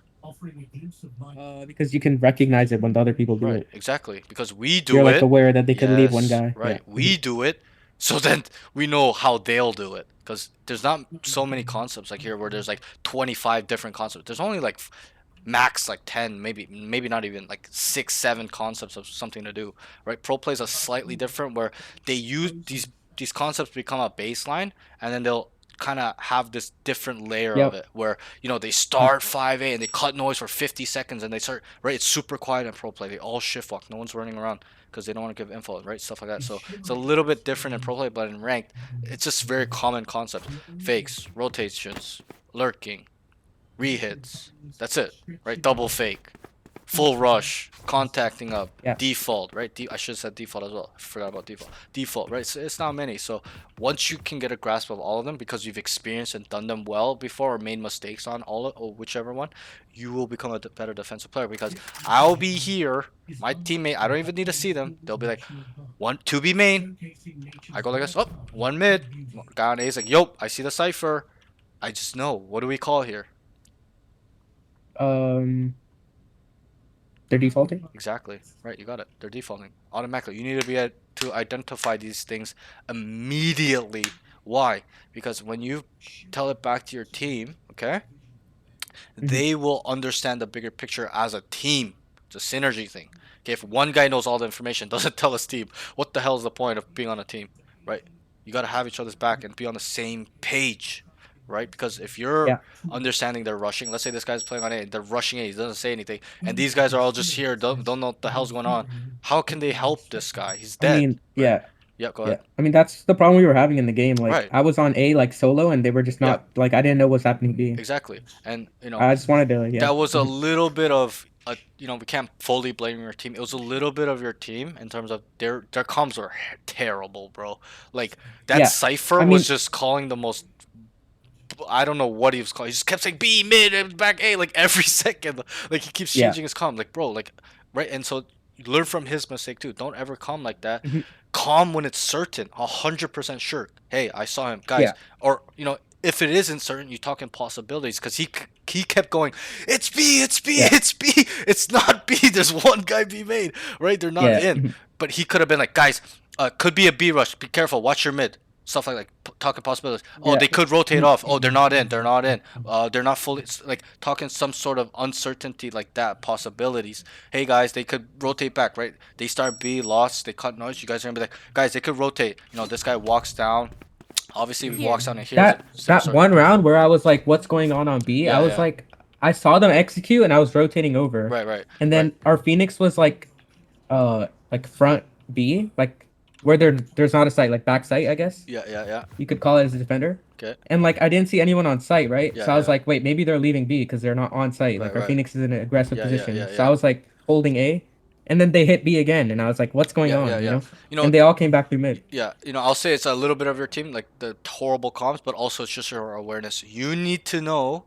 And obviously we address the issue. It's a little bit of your mini map. If you can see the whole map, like you just know if they're out off the utility, people dying, what they're fighting, trading out, whatever it may be. But you need to know if they're going B, and with the information you have as well, they're not A. They weren't really A, right? So they know. I should have went mid. Go mid or go spawn and just start running, booking it to go help them because you needed to identify this quicker. That's probably what I'll say on your part. It needs to be quick. You're identifying it too late. It needs to be split 1 second. Okay, yo, fuck. I think they're going B, right? stuff like that. I'm not saying full rotate on first contact, but you know, you're here for 10, 15, 20 seconds with an op, no one's here, okay, somebody's mid holding it, and they just, you know, they're like B, it's B, and you see people start dropping, you need to immediately start running even before they start dying. You know, they start your teammate calls, guys, they're throwing smokes, you just start running.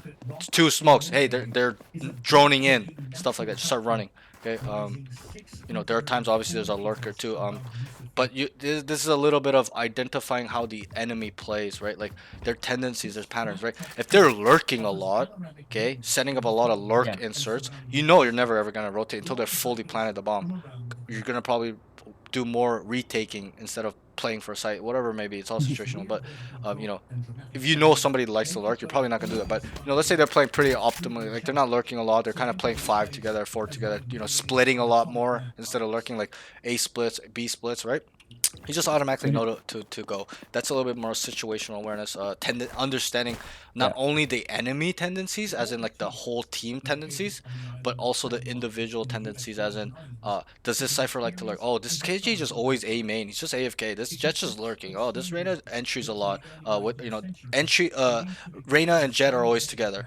Cypher and this are always right. We gotta know what the hell they like to do in terms of their team and also individually, because I'm sure you've experienced games where you you know, obviously teams are randos in ranked, right? But I'm sure you've experienced some enemy teams where they play super fucking cringy slow. You know those teams? You're just like, what are they doing, right? You're just like cringing. You're like, bro, just hit a site. They just like start B, they go mid, and they come back B, and then they end A. Like, you know? And then there's some teams that just full run it down. Right, so I think I made a mistake that game of giving them too much respect. Like they never had an A lurk, you know. Right, exactly. Like I should have just went Take B some because space. there's never been a lurk. And I wrote that a couple rounds where you should have immediately identified no noise, nothing, no utility. Okay, you've vigilantly cleared it, so they're not sitting around waiting for you. Okay, now I know. And you tell your team, guys, I have all of A main. Why? And I'm gonna ask you, why is this information so important? You already answered it. Then my team can stack B and mid. Exactly. You already know. Okay, most maps are in thirds, right? This is 1/3, this is 1/3, this is 1/3, right? So once you clear 1/3 of the site and not dead, that's the key. When you're dead, you know your team knows there's somebody there. Okay, when you're not dead and you're clearing, walking on, they're looking at your vision cone. They know that they're not on you, or you know they could be here, but it's, you know, it's rare. You're gonna hear them running or whatever, but you get my point. So they're gonna be here or here. Let's say you come all the way over here. Okay, guys, I walked out A. There's nothing mid. We all know they're B. Okay, you would obviously vigilantly clear this just in case the guys that are obviously your teammate will be Vance or male, whatever. Guys, I'm gonna and then you would tell them, guys, stay up. Don't fucking. If you die, it's fucked. I got 3 here. Just tell them how many you got. I got 2 or 3. Just give me some time. Give me some time. That's all I'll say when I'm behind and I got a crazy timing out. Give me some time. Stay up. Stay up. Stay up. Obviously, there's times where I'm begging them. I'm like, please stay up, and they all die, and I'm just like, okay, fuck you guys. I'm not gonna win this round. Like, you know, I just stop trying. But there are rounds as well where I'm like, stay up, and my team act while I'm telling them that they know that if I get this lurk off, we're gonna win the round. So they're just hiding heaven back here, just waiting for me, right? And I'll just be like, give me some time, wait, and I'll just be right here, and boom, boom, boom, 2, and then they just start flooding out because they're busy looking for me, and sometimes I won't even commit at this point. I'll just, you know, throw a smoke or throw a flash, just fuck with them, make them know I'm here. So they're looking at me, and my team's flooding out. So it's a little bit of a synergy thing as well. But coming to this point, let's really not just know what these concepts are, but apply them when they need to be. As in, on attack, okay, they're fast rotating every time we contact B, guys. Okay, let's run a fake. Let's 3-man fake B. 2 people lurk up A. 2 people fake B. 3-man lurk up A. Kill the one anchor. Trade him out. Even if we trade him out, so 2 guys on site. We're gonna rotate. It's gonna be a 4v4, right? So, but we have free sight. That's the difference. Is that we're set up, and the defenders are likely gonna be towards this. You know, whether it's a soft rotate through, you know, it's halfway there, or, you know, they're already all stacked, right? Stuff like that. You know, I'll give you another example where, let's say, you know, we can identify that they're leaving the sentinel by themselves. They're stacking mid and the other side. We're just gonna 5-man rush that sentinel. Yes, he's a sentinel, but he's not gonna be able to kill 5 people all the time. So we're just gonna 5-man rush.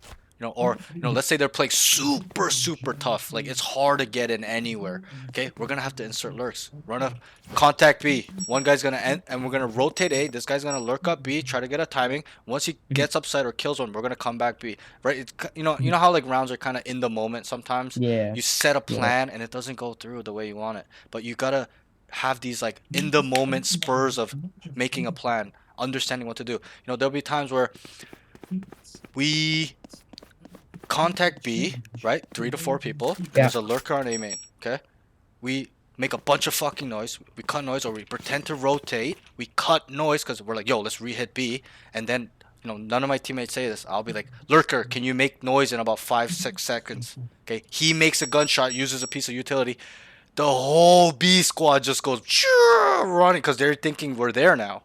Right, this guy, the anchor's like, yo, 1A main, they're coming to me, right? And then we just walk up. You don't know how many times I've done that where I'm like, lurker, make some noise, shoot around for us, and we just walk up. We just hear these guys running off, right? Maybe there'll be 1 max, or 2, but you get my point. It's really about using these concepts to move the enemies around, and on defense, like pulling rotates, right, like that, right, and without knowing, it's like mental meta game, as in these concepts fall into place on certain situations. It's all situational, obviously, right? But like for example, if they're hard rotating, hard anchoring, like you're just probably gonna split a side if they're hard anchoring across the map, because then it's likely gonna be like 2v1s, 3v2s, 3v1s, stuff like that, where you can just start snowballing down the space, right? Especially when you kill them easily, like you guys did a couple of times, where you guys started snowballing, but it stopped because you guys stopped playing together. But you get my point. So there's a lot of it's all situational, really. But yeah, you can use these concepts in any creative way. Yep, go ahead. Another problem I had was like we had fade, and like I have a lot of plays with Sky, and like I could ask like to flash ramps or like dog sight, and I followed the dog. Yep. Like, it's just like we low-key did not have any info. Like she or Fade always threw her eye like at the beginning of the round. Right. And then we would entry like 7 seconds later, and then we technically know nothing because the eye got nothing first. Exactly. Yeah. We have no info, so it's like. Yeah. But even if Fade has a dog though, you could have told him, hey, can you dog in for me or clear this tight corner? Like make his dog go this way and you just go right, or make this go this way, you go look. Yeah. Obviously you're gonna make the dog go this way, so you don't have to look that way. You can look this way. But you get my point, right? You can kind of just and that kind of comes with your comms, your leadership, as in you knowing what to do and also leading your team to helping you succeed and helping them, and you're helping them succeed, because you're the entry. You got a lot on your shoulders. You got to go in. Okay, you gotta survive. That's the first thing. That's the hardest thing to do. Okay, and then you gotta scale the site. Okay, and then you gotta either make a decision to throttle into the 3rd section, which is spawn. Okay, and maybe okay, I'll explain that later, because right now it's getting quite lengthy. We're getting stuck in the general notes like I always do. Like, this is something I didn't want to do, but we're doing it. But it's okay. So again, it's really hard, right? You gotta get in site, go through, decide. Once you've cleared the 1st and 2nd section, you gotta decide whether I need to start throttling to the 3rd section. It's all situational, but also understand that there's risk. There's risk going to heaven or here, especially in like a 4v4 situation. A 2v4 situation, 1v5, you're gonna have to do it. You're gonna have to make a high risk play to reduce the enemies. But when it's like a 4v2, those are times you can also do it because you have man up. You can kind of throw bodies at them, kind of gain some info with that as well. But when it's like even 3v2s, 2v3s, it's right. You gotta kind of address it situationally, as in let's say you guys kind of were rotating B and these guys kind of died, and the last guy that died here said, yo, they're all like, obviously it's brain dead to just you just know automatically you can just do this, knife out, whatever. But there are times you don't know, so right, you gotta have to, and I can't tell you what to do exactly. No, I get it. I get it. It's situational. You have to be able to read these moments. Let's say you get here and then they're like, yo, 2 heaven in a 3v2. Obviously you're gonna go like this, or like even like a 4v4, they're like 2 heaven. Like you kind of gonna assume there's gonna be one. You kill them, you can kind of scale or come back, play with your team, stuff like that. So, but understand that these fights in the 3rd section are pretty much what makes or break the round. If you go in here and die, okay, the defenders are gonna start to flood. Okay, if you go in here and get 2 to 3, 1 to 3, you're gonna win the round. So these fights in the 3rd section are quite crucial, as in the heaven. If you go up there, or you're in hell. Like this fight, like the hell fight. If this guy wins in hell, kills the first guy or 2 guys, bro, like you guys win the round. This is locked down. They're never ever gonna just start jumping out, right? But if they win, they know that this space is clear, so then they start just flooding out, right? There's like a little bit of a in-round momentum in terms of retaking and stuff like that. These fights, right? So team battles, I should say. Once they kill one, it just starts snowballing. I'm sure you've seen those rounds where it's like a 2v4 and those guys kill one, they kill another one, and they kill another, and they win the round, right? Or like vice versa. So these rounds are really momentum based, and this area is really a momentum area. Like you win these fights here, you're gonna win the round. If you die here, and I'm not saying that when you kill people you don't lose rounds, or when you die you don't win the rounds. There are times where you come and die and you still win the round, or when you come and kill people you still lose the round, right? But what I'm trying to say, generally, most of the time, these fights here are really crucial. Okay, they will really help you lock down the map further or give it up further. So always remember there's risk, and we'll get into more detail when I explain some rounds. So let's move on. So next thing is need to identify where they like to play and tendency. So this is a little bit about understanding individual player on the enemy team plus the whole overall team play that they're liking to do, that you need to do. We kind of went through that, so we'll move on. It's pretty self-explanatory. This is a high level way of thinking. Once you get a grasp of this, you're gonna start having map hacking capabilities, as in you're just gonna know what everything that's going on the map. You're gonna be super hyper aware, super sensitive. You're never ever gonna be thrown off guard, stuff like that. The next thing is awareness is lacking because of not applying certain concepts well. So this was a little bit more on the defensive side where I wrote it. Like, you were uncertain what they were doing, you didn't know what the hell was going on. But if you really looked at your minimap, obviously, you know, we addressed it again, but if you looked, like, they were going B, they were splitting B, right? So, and you're still asking what's going on, right? And you're asking for comms. You don't need comms, bro. If you understand that your team's starting to die mid and B main, okay, they're going B at this point, okay? So you need to go and identify the situation much faster.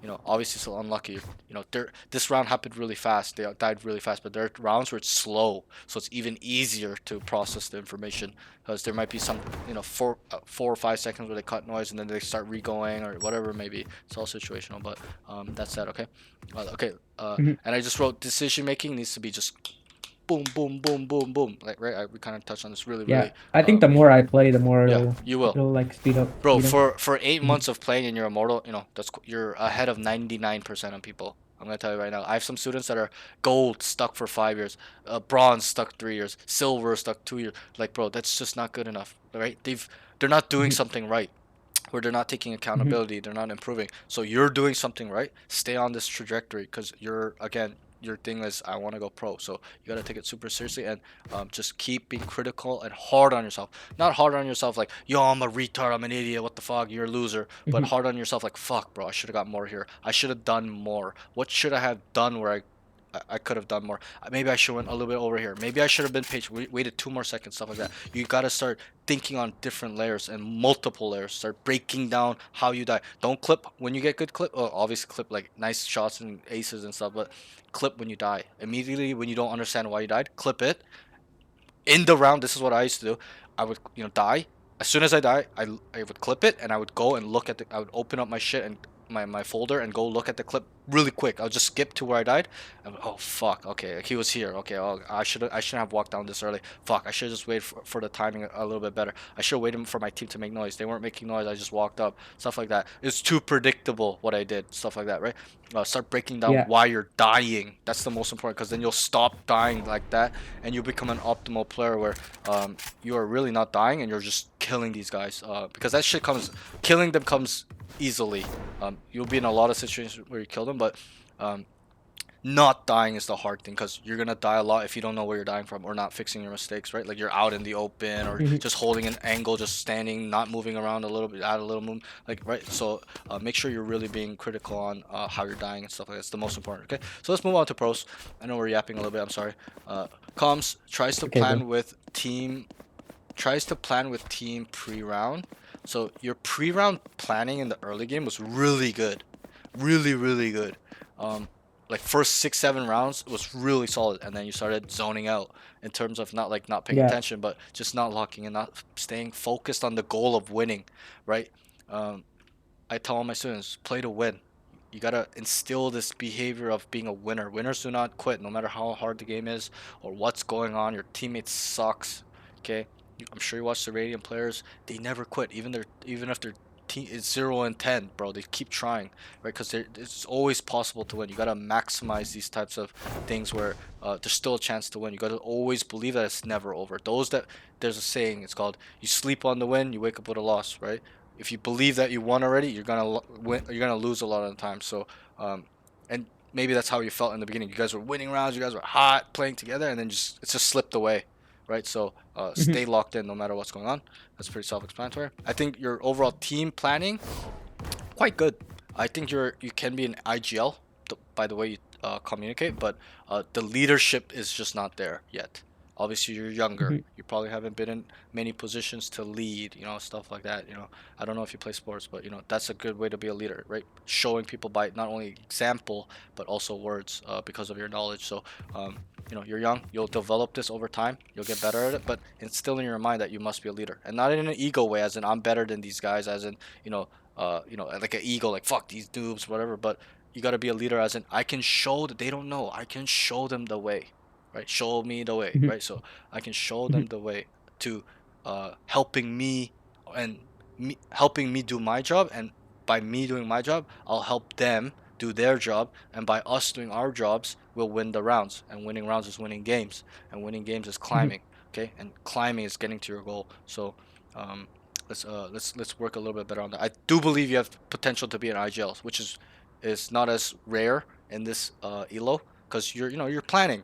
Most people do not plan when they're not in IGL. They don't give a fuck. They just do whatever they want to do.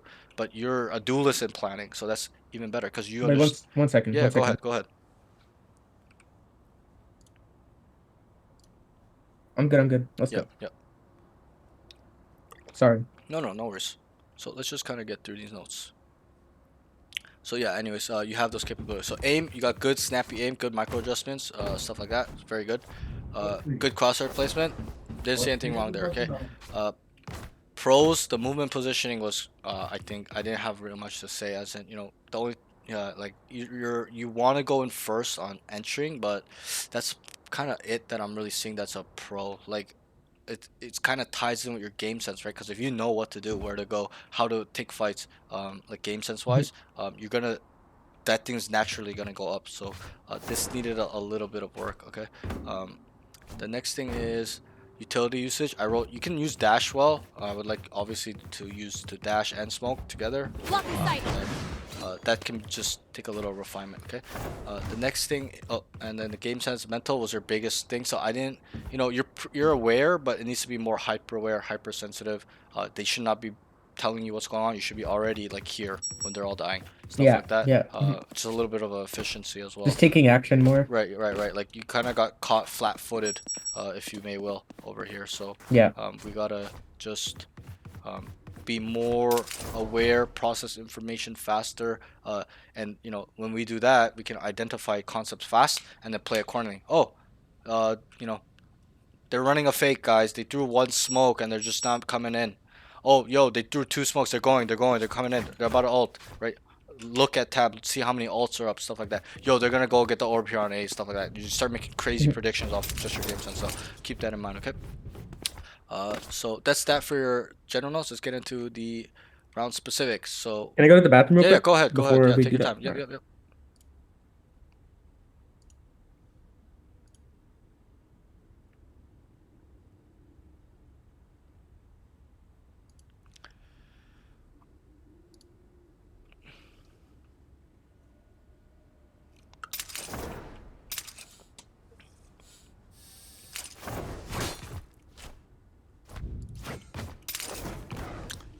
Good morning from Australia. Yo, Haas. Yo, I was supposed to reply to you, but I've been in 2 sessions, so I will reply to you after this session. But I think my yeah. I'll talk to you in Discord if anything. So, but how are you, bro? It's the evening for me, but we're just coaching a Immortal peak teen duelist. He's 17 years old. He's quite a smart kid, but he has some mental game he has to work on. It's not really his mechanics. It's more his mental side that we are going to work on now. We're getting into the round specifics. I know we were yapping a little bit, but I think it was important for him to understand a lot of these things in more depth than just someone telling him, yeah, blah, blah, blah, play more, right? That's probably the most generic answer someone can give them. So now it'll get really, really spicy because we'll be a little bit more specific. Now all good. Drank too much yesterday and passed out. Yeah, I've been watching. Maybe I should learn Jet. Yeah, Jet is a good agent. Especially like you, Haas. You said you want to be a Radiant. So, you know, most people don't play Reyna at the higher levels. Even in pro play, Reyna is not used at all. Pick rate's probably under 5%. But it's usually a Jet or a Raze or Yoru. That's the meta right now. Is Yoru, Jet, Raze is the GOAT. It's the holy trinity as right now. And Jet's always been a part of that. Raze has always been a part of that pro play holy trinity. I'm back. Let's Okay, go. great. You ready? Now it's gonna get. Yeah. I'm gonna try to speed through this because we kind of yapped a little bit too long. But there's some rounds that are crazy and some that aren't. So when it's not crazy, I'll try to just breeze through them. Okay. So round 1, you guys want to attack. Making pre-round plans well. Asking for dog up mid. They go 5 mid. Phoenix mollied right here. The enemy Phoenix. And he swings Phoenix male. Gets him. You traded him. Great. And that was it. You guys won the round, right? I was really focusing on you. So you killed him. Great. I like that trade. You got traded off device. Whatever. Nothing you can do there. Great job. You were 40 HP. So you killed the Phoenix. Great job. I think you played it pretty well. I don't think really there's nothing you can really do here. You're so low. But okay, so round 2. Oh no, sorry, you guys lost. Yeah, you guys lost the round. It's fine. I don't really look at the results. That's not what matters. I really focus on your sequences and pathing and just your POV. So round 2 starts Sewer on eco. Phoenix runs down mid and kills him. So here, the one thing I would probably say is that even though you're on eco, you kind of sat here too long. Start of the round, just start clearing these angles. Okay, they're not there. If they're there, you just kind of just chill out. Okay, he's there. Okay, whatever. Just kind of just hold this type of angle instead of this one. Because you're like this, remember? You're just like this. Yeah. You gotta be more like towards here so you can kind of get ready to take a fight. Because you guys were all like this and this Phoenix just came out and just killed you. Obviously it's eco, but still. Yeah. Just because it's eco doesn't mean we cannot win the round. Obviously the chances of winning are lower, but yeah, just I would just hold a different angle. Just get ready for a fight, or just you know if you start market side, come clear vents. Come clear close real quick, just in case, you never know. Stuff like that, and then you start, whatever, fighting. But obviously, he was already mid, making noise. Not a crazy round. Round 3, they start 5A. Sees one elbow. Calls it out. So that was great by you. You're like, one elbow. Great. 5v4, the Raze killed him with the nade. Great. Standing in the same spot, he got flashed. You got flashed here. Standing in the same spot he got flash, he should go back towards main, as in over here, or ramp, or you can come here as well. I like to come here when I get fucking flash. I'm just like, whoop, right? Just tuck for a second. I'm not saying forever, for a second, and then I wrote, can go back towards main or ramp. You could also go this way because your team was kind of in this direction, not dead. And end or dash through main if that's possible. So I actually don't know how dash works with Vice's Razor Vines. I haven't actually experienced it too much. If you dash through the Razor Vines, do you take damage? Do you know? Yeah, you take a lot. Okay. So that's why you didn't dash. So if that is, because I haven't experienced that too much, to be honest. I don't get Vices a lot in my game, but okay, if that is the case, I would probably want you to up-trap dash maybe. Like swing there and dash around here. Okay? Because it was, remember how it was going down, right? Like your Q was going down. It was timing down. It was last second. Like you might as well just use it. Just here, over here. Yeah. I forgot where the vines were. I think they were in this general area. Yeah, they were like in this little. Yeah. Like okay, maybe if it's like super cannot hit you, but you know, do you remember your HP? I'm pretty sure it was pretty like full. I think I was hit once. Yeah, like you know. I think I was 87. Probably just go like this and then just kind of come out on this and. Try to take a fight or just stay tucked from the guy in the corner and just hold this. But at least use it, in my opinion. You just sat here, and then you got flashed. Like you got flashed. You're like, and it was timing down. And you sat here and you just got swung. The guy swung you and you just died. I forgot, probably from heaven, but you just died here immediately. Oh wait, no, I was actually one shot. Oh okay, yeah, okay. I remember the guy swung me from heaven and one tapped me. Okay, that's different. So then. Don't dash, it's fine, but just come tuck. Play your life. Yeah. Just come back. Yeah. Go main. Here. Okay, tell your team I'm 1 HP, because then they know that it's hard for you to go in. Just be like, I don't have dash. You know, go ramp or you know, anything. But you just stood in the same spot, so there's a little bit movement position. You're just here like this. You got flashed, and you're like, and then you just died, right? Just come back. Yeah. Play your life. do something else, because you could have. I'm pretty sure you guys won the round, but still, you probably could have done something more productive. So that's that. Not too crazy of a round. I wrote. Yeah. So that's it. Round 4, they win third round, but saying bye for next. They lost 4 guns, so that was fine. There are times that it's probably good to just force here, in my opinion, because you guys had 2 guns, so it's okay sometimes where you're gonna have Yeah, Only reason I didn't want to is because second round I saw an outlaw. So if we all bought with sure, light shield, we were gonna get sure, like, you know. yeah, yeah, but it's not even no, it's you don't even know where the outlaw is though, right? Like, yes, there's an outlaw. I understand that thinking, but still, I do feel like the appropriate thing usually when you win third round is to automatically buy 4, whether you lost 2 guns, 1 gun, or 4 guns, uh, because they had 2. You guys had 2 vandals, and the 3 guys are saving, right? Like, I'm pretty sure you guys won this round. That doesn't matter. It's not important. It's more about the fundamentals of economy. But it's like, to me, it seems a little bit weird, a little bit off. Like, 2 guys have rifles, and then everyone else is kind of just half buying. Might as well just buy with them, right? Like, because if you win Yeah. this, your economy gets really good because you're gonna have 3 to 4 guns, whatever it is, and then you start building up economy. But this is kind of like a scarcity thing, as in, oh, we might lose, right? Yes, we lost 4 guns. I'm not saying all the time. I'm saying sometimes, but I do like the thought process because you lost 4 guns, right? It was a 1v1 in round 3. So it's a little bit different. If you guys lost only 2 or 3, I probably would still tell you to buy. 4 is a little bit different, but still, yeah, it can Yeah. go, it's really Yeah. situational, but yeah, I find it's a little strange. I would probably lean me, because I'm more of an aggressive type economy player where I love forcing. I love when you get the bomb down on eco and get a couple kills. We start forcing third round, so the second round, sorry, uh, stuff like that. When you do that on on pistol, sorry, stuff like that. So, I like to hero buy a lot. That's just me though, personally. I'm more of a aggressive in terms of economy, um, because I understand how important it is or big it is when you can win these rounds on Yeah. a forced buy, and it just changes the fucking momentum, and you pick up guns, and uh they have to save, and just your economy becomes really good, and the momentum, right? Everyone just starts feeling really good, right? So that's that. Let's move on. So they went 3 rounds. They went third round, sorry. But saying to buy for next, lost 4 guns. They start A5 ramp. You guys went 5 ramp. They get Clove Heaven. Becomes a 5v4. Trade out. It's a 3v2 into a 3v1. They have sight, so it was a 3v2, and then you're like somebody was like one on site, one on site. You guys killed the Vice. Here you guys gotta immediately you need to be like, guys, go right now. It's free. You gotta identify it's free. When one guy's dead here, one guy's dead here, it's likely free.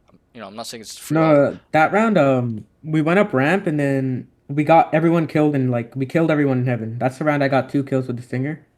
And Yeah, then Vice was solo sight. yeah, So then but we said just go yeah, B. so the trading out part included you trading here. Remember when you came up here and killed a guy? So that included that. So then it was a 3v2, and then you guys killed the Vice. So then it was a 3v1. That's how I wrote it. And then you were here holding the spawn for holding. And I wrote they have Oh. sight. He's heaven watching spawn. So there was a smoke over here like this. Remember? And you're holding it with a stinger. So that was fine. And then they're calling like ramp, could be ramp, and then they made you hesitate because of the communication. But he was actually right because he ended up killing the guy. It was 2v1. This is where the mistake is for you. Okay, you made a step rafters. I heard you go like this, like not jump up, but you made like a step, like that. He heard you. You kept coming out and stayed here AFK. Like, he knows your rafters. You might as well just talk. You gotta understand how they Yeah. think too, or what they're hearing. He heard you. You gotta assume he heard you. Just come back down ramp, or come, because I asked the chat because I couldn't remember if they planted for heaven, and they said no. So that means that this spot is actually inefficient. It's not good, because even if they, let's say God forbid, he killed the guys 1v1, and you're here, and you just somehow cross, like, you lose the round a lot of the time. So what I would do is come back main, wrap him, or you come back screens, because he knows you're there. He's gonna look heaven while he's coming in. right? So then you come back and just reposition yourself, or you can run too, but put yourself in a position where, God forbid, he makes it a 1v1. You at least have a chance. You don't have to jump down and you can make no. You can just walk out, whatever, and then have a play on the bomb. Because that's why I asked, because I couldn't see. I should have looked, but I didn't see. I was like, did they plant heaven? And they're like, no. So if they planted heaven, it's fine. But they didn't. They planted for sight. So and you died, right? You just stood there out in the open, right here. You try to hold an off angle, but he's just ready for that because he knows your rafters. If he didn't know, maybe different story, but he knew, so he's just kind of like already ready for you in this general area, right? So that's probably the biggest mistake on this round. Overall, good trading. You knew to look spawn when they were fighting there. You didn't just say, okay, so that was good. Let's move on. So I wrote, he goes heaven into rafters and made a step and still stayed there. He should have repositioned.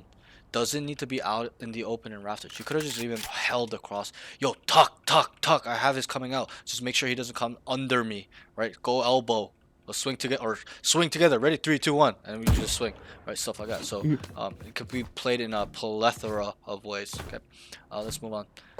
Round 5, 3 B main. Okay, Raze and him mid. So you and Raze were mid. His Raze scaling up mid hard. He needs to be faster. This is that one round we were talking about. He holds rafters 4v4. Okay, so let's stop there. So you guys were mid. I remember this. Your Raze just satcheled up. Obviously, he had a movement, but you gotta just fast clear. Maybe not a slow clear, but just fast clear. Because he's going up. Just go up with him. Just start scaling with him. Because strength in numbers, right? He's by himself. If he dies, no one can trade him. But if you're there, you at least have a chance to trade him, right? So that's the first mistake. Just be with him. I know he's satchel, double satchel, but still, just go run up, fast clear. Because if he's not dead, likely there's no one there. But just again, be vigilant. He satchels up, right? Clear everything that he didn't. Go up. Okay. And then he went to sight. He went this way, like this, to sight with his ult. You gotta come back. And here is where it kind of gets iffy. So the Raze dies. The Raze dies. He holds rafters. It's a 4v4. Sees 2 heaven stairs. So you came rafters here. You came a little bit behind him. Then your teammate was, I think your Cypher came back mid. Yeah. And then there was 2 stairs, right? Three. 2 or 3. I saw 2. Personally, I saw 2 question marks plus device in the stairs. So I'm like, oh fuck, there's a lot there. Sorry, this happened with you're in the custom for too long. So I'll just read this one. And then it writes, trades into 2v4 and gets 3 clean kills. So they were on eco this round. I remember now. And then you came back main. If I'm not mistaken, right? They've ice ulted. Yeah. Oh, that's right. That's right. So you were near like new box or main, and then they ulted, and I wrote gets 3 clean kills. He should have told us. So this was before you get the 3 kills. It's he should tell team to chill when they get Vice ulted. You identified that after the round because they're just out in the open. Like why are you out in the open with this? Right. It's just silly, right? So you need to tell them as soon as they get ulted, guys, talk. That's something you should be calling because they were they were so unaware. I don't know why. 2 of them are just out in the open, like brain dead. Like, Let's go. tell them hide. Just be adamant. Wait, guys, let's wait it out. And then you guys wait. The 2 last alive waited it out, and then you got 3 good kills. So that was a good round near the end. You guys saved the round pretty much. You guys should have lost a big chunk of the time in this situation, I think, especially when you guys get Vice ulted. I feel like they played it kind of bad. They should have bum rushed you guys a long time ago. Who am I kidding? You know you can't keep up. But they were kind of scared for some reason. I'm not sure why, but or they were just taking too long to scale. It's one or the other. But you get my point. So a little bit of a communication thing there, and a little bit of a entering scaling issue. Those are your 2 issues in that round. Okay, be with your Raze. If he's going on site, just monkey aggression with him, clear everything for him, and go with him, trade, okay? And then here as well, yeah, I think you played this area pretty well. And then, you guys get Vice ulted. I think you came down around here. I can't remember exactly where you were when you got Vice ulted. I think you were around here or something. Yeah, I was down here. Around here somewhere. You're like looking this way. You came back here, but just tell them, guys, talk. I don't know why he's out there. Like, just go here. Like, what is that guy doing? Like, it makes no sense. That's what I was thinking. Like, there's a guy dying here. There's a guy dying here. Like, just go talk. Like, why are you peeking with pistols? It makes no sense, but it's all good. It's your teammates. Nothing. We're not focusing on those. It's just really funny to me. These guys are Immortal players. It's like, what the hell? Okay, round 6. I meant to write pre-plans the round to go A. Okay, and also, a common thing is when you call a site, you're not adding the concepts as in, let's go A, let's go B. Make B specific. Guys, let's split A. Let's go 3A main, 4A main, 1 go ramp. 3 ramp, 4 ramp, 1 main. Whatever it is. Guys, we're going to start A. We might have to end B if they're stacked here. Let's see where the vice is. Whatever it is. You get what I mean. Add these concepts to not just your basic calling, but add it, implement it. Okay. 4A, one guy stay mid, lurk up late.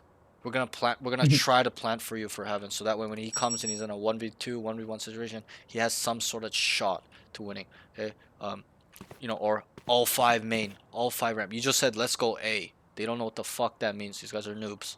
Okay, so tell them, lead them. Again, it's a little bit of you being thinking on a more advanced level, and they will follow you when you're gotta call more. right. Right, and it's not just about calling; it's about applying these concepts to your calls. Yeah, go ahead. Before when I used to like when I climbed really fast, I would hard IGL every game, but like it was so disheartening, like And people don't calling listen. so much and losing. Yeah. Yeah. But see, Like I would have like 30 kills and I was calling and we would still lose the game. It's like yeah. But it's like so disheartening. there's just nothing you can do. That happens to me too, where I'm putting my, one of my students that watched me play because he could not understand how to play at a high level. So I'm like, okay, you're gonna have to watch me play. Like you're struggling. So he watched me play. He's like, don't you get tired of IGLing? I'm like, I mean, don't you want to win? I'm like, because he's like, oh yeah. I'm like, well, then you're gonna have to do what it takes to win. I don't care how much I'm yapping, how much they think I'm annoying, how much I'm IGLing. I have to maintain this level to be a winner. I told him I'm a winner. I want to win.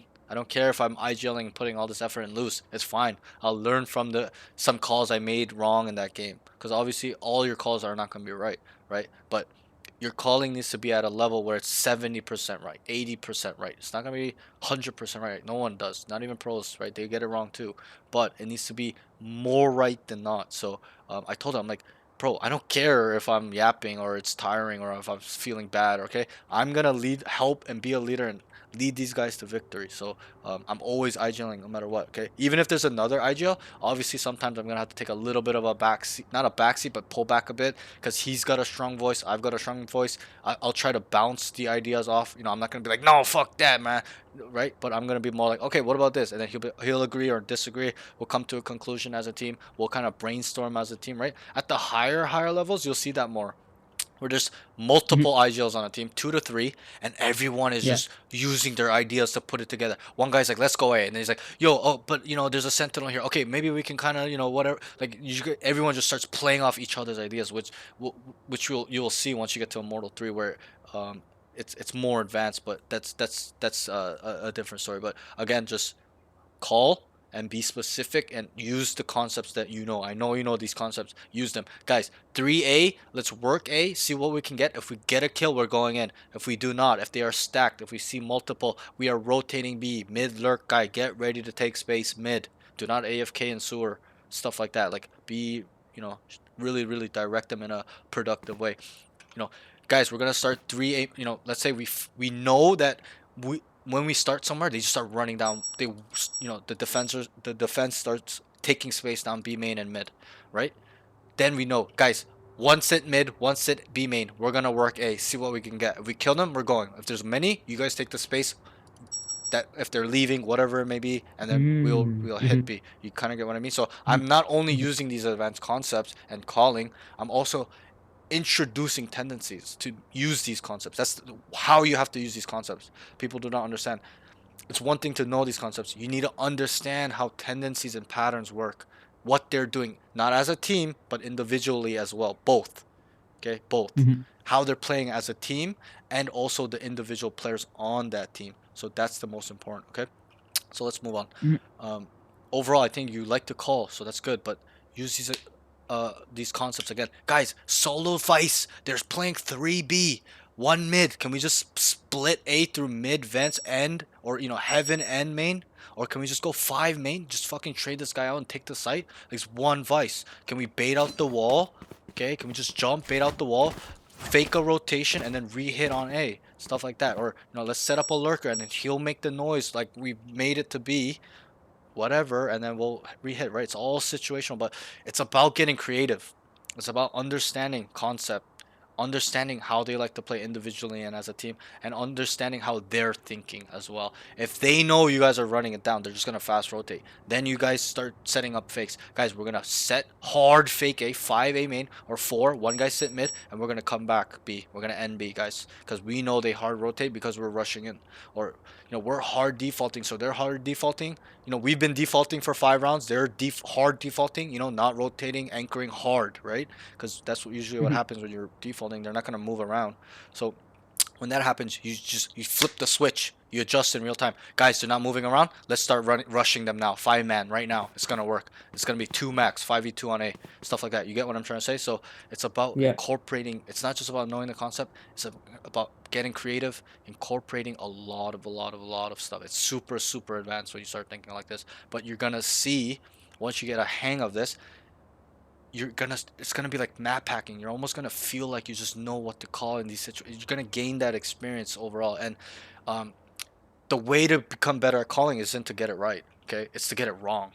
You gotta make mistakes as an IGL or a caller, or using these concepts. You get it wrong, guys. It's solo A, and then you rush and they're stacked like, oh fuck, maybe that was too predictable, right? Stuff like that. Like, you gotta make the mistakes for you to learn to become a better caller and identifying how they move and stuff like that. So it's quite complex, but I'm glad I can talk to you about it, because if I talked to a plat student about this, he would lose his mind. He would not know what the fuck. He would probably just be like, and he probably would not know. Even for me, it's like a little overwhelming. Right, but exactly. It's a lot of information, but this is the next step to becoming Radiant. This is how Radiant people think. Okay, these are how pros think. I'm not saying I'm pro. I'm not even close, but I'm lucky because I've experienced in a lot of video games where I have a big brain in quotations in terms of map knowledge and how to make people move. That's the key. You got to know how to get them off where you want to go, and then find the weak side and strong side. That's kind of what it is. But it takes time to develop that. It's a lot of information for you to process right now, but you got to at least try it in the beginning and make mistakes for you to get better at it. Okay, that's the key. It's not to get it right. It's for you to make mistakes and make sure that you're consistently doing it. Okay, get creative even if it's wrong, but it'll get to a point where you'll start it'll be 70% right a lot of the times. Okay, so let's move on. The next round is pre-round plans to go 5A. 5A does a dash updraft next to the box near hell. Almost kills Phoenix. He sits looking. Oh no. You whiffed on the Phoenix. You almost killed him. That's what I meant. And then your teammate still killed. So you went like this. Fought this guy. He whiffed on you. You whiffed on him. He ended up dying. And then you came here. He sits looking screens and dies to heaven. So you were looking this way and you got killed from heaven, right? I'm pretty sure. Pretty sure that's where you died from, right? I was looking ramp. Oh, you were looking ramp. And you died from here. And the second I turned, I died. From here, right? Legit, yeah. Okay, legit. Sorry. I was typing at this point, so that's why I thought you died from heaven because I wasn't looking at your stream. But you. Oh, I died from ramp. Oh, you died from ramp. Like I was holding ramp, this, right? Right, and then I was gonna peek screens. Oh, and then right as I peek screens. So I was kind of right. I just thought it felt like it just it sounded like you died from heaven, but I knew you were here. That's the thing. So because I was just typing. But okay, so you looked ramp and then looked heaven. Okay, I mean this spot is not here, that bad, but I would probably like you to just play sight a little bit more or hell. Here. Because this is so common, especially in your lobbies, that you're gonna die here a lot of the times. It's like one of the first things they clear when they come to retake. So obviously it's good for the screens guy, right? So what I would say is take this spot when you guys have main control. If you don't have main control, come here. I would also like you to take space. Because I did the same thing another round, and we had main space, and I got to that round. Right, off the screens. Exactly. Yeah, so that's fine. When you have main space, that's fine. But when you don't have main space, you gotta take this space or stay on site. Is my point. Is my reasoning and my thoughts. I could be slightly wrong, but that's my opinion. I think when you have main space, it's fine because then you can kind of play both angles. Someone will probably be elbow, right, holding this. So yeah, someone may be sight holding heaven. Exactly, and one guy's holding heaven. But there are times where they're playing soft, like they're not hard holding it, so they're just like this, ready to swing off somebody, right? Because these angles are so common, especially on the retake in heaven, right? Like you probably clear these angles too when you're coming out. Like first thing is you look here, you try to spam this a little bit, look here, right? So that's why people don't like to hold heaven from there. Most people hold it from elbow or under here, hell, main a little bit. So overall, Yeah. I don't like this spot, but a bit again, it's like a identify the situation. No main control. It's like, yeah, Not okay. gonna sit here. Okay. If we don't have main control, also I can go here, right? So I'll explain it to you now really quick. So most sites, okay, any site, any map you explain to me, I've explained this at least 10 times in 10 different VODs in the same way. Okay, every site for a duelist, you know, this site might be a little bit, yeah, so split, I did this once on split, okay? Every site has 3 sections, okay? First section is always the fucked up angles, as in crossfires. This guy's sitting in hell, this guy's over here, this guy's in this corner. And also those come out angles where they're holding you, right? Heaven, right? Elbow, here, ramp. So, and then there's parts of the map that lead up to the first sections. For example, ramp is not sight, but it goes into sight, right? Also main. So these areas are leading into the first section. So how you can think about every site is, you know, you're not gonna go into a site like this, right? I know you don't do that. So I know you look heaven, you look screens, look elbow, somebody holds it. Perfect world, this is smoke, this is smoke. Then you guys actively clear this as a team. Then you guys come over here, clear this box, right? So that's the first section of this site, I would say, is like, you know, this is smoke, this is smoke. No, the come out angles are really screens, elbow, heaven, rafters, and then those are the come out angles, right? They can So I hold just you. gotta separate this from sight. So Right, I can't, like, I gotta separate, like, I gotta clear this first, and then I can clear sight. And then you can clear the corners in the first section, right? Because those are the angles that are really holding you to see if you're coming out. So, you know, let's say they even saw you and they rolled back. Obviously, you know, we're going to pretend our whole team's here. So they're going to hold these angles as well while you're going like this to clear it. And then they come behind you. One guy's still holding his one, right? And then you guys kind of come out together. So the first section to me in this side, I didn't think I explained this side. I did the other side actually. I can explain B better. But to this side, the first section to me will probably be... so the come out angles will be heaven, rafters, screens, elbow, and then here, here, and here. Those are the come out angles. And now the first section is hell, right? You come here, and it's gonna be here, first section, and then yeah, that's pretty much the first section on this map, and then here. So wherever I'm shooting, okay? So okay, that's everything from where I shot it to me is the first section.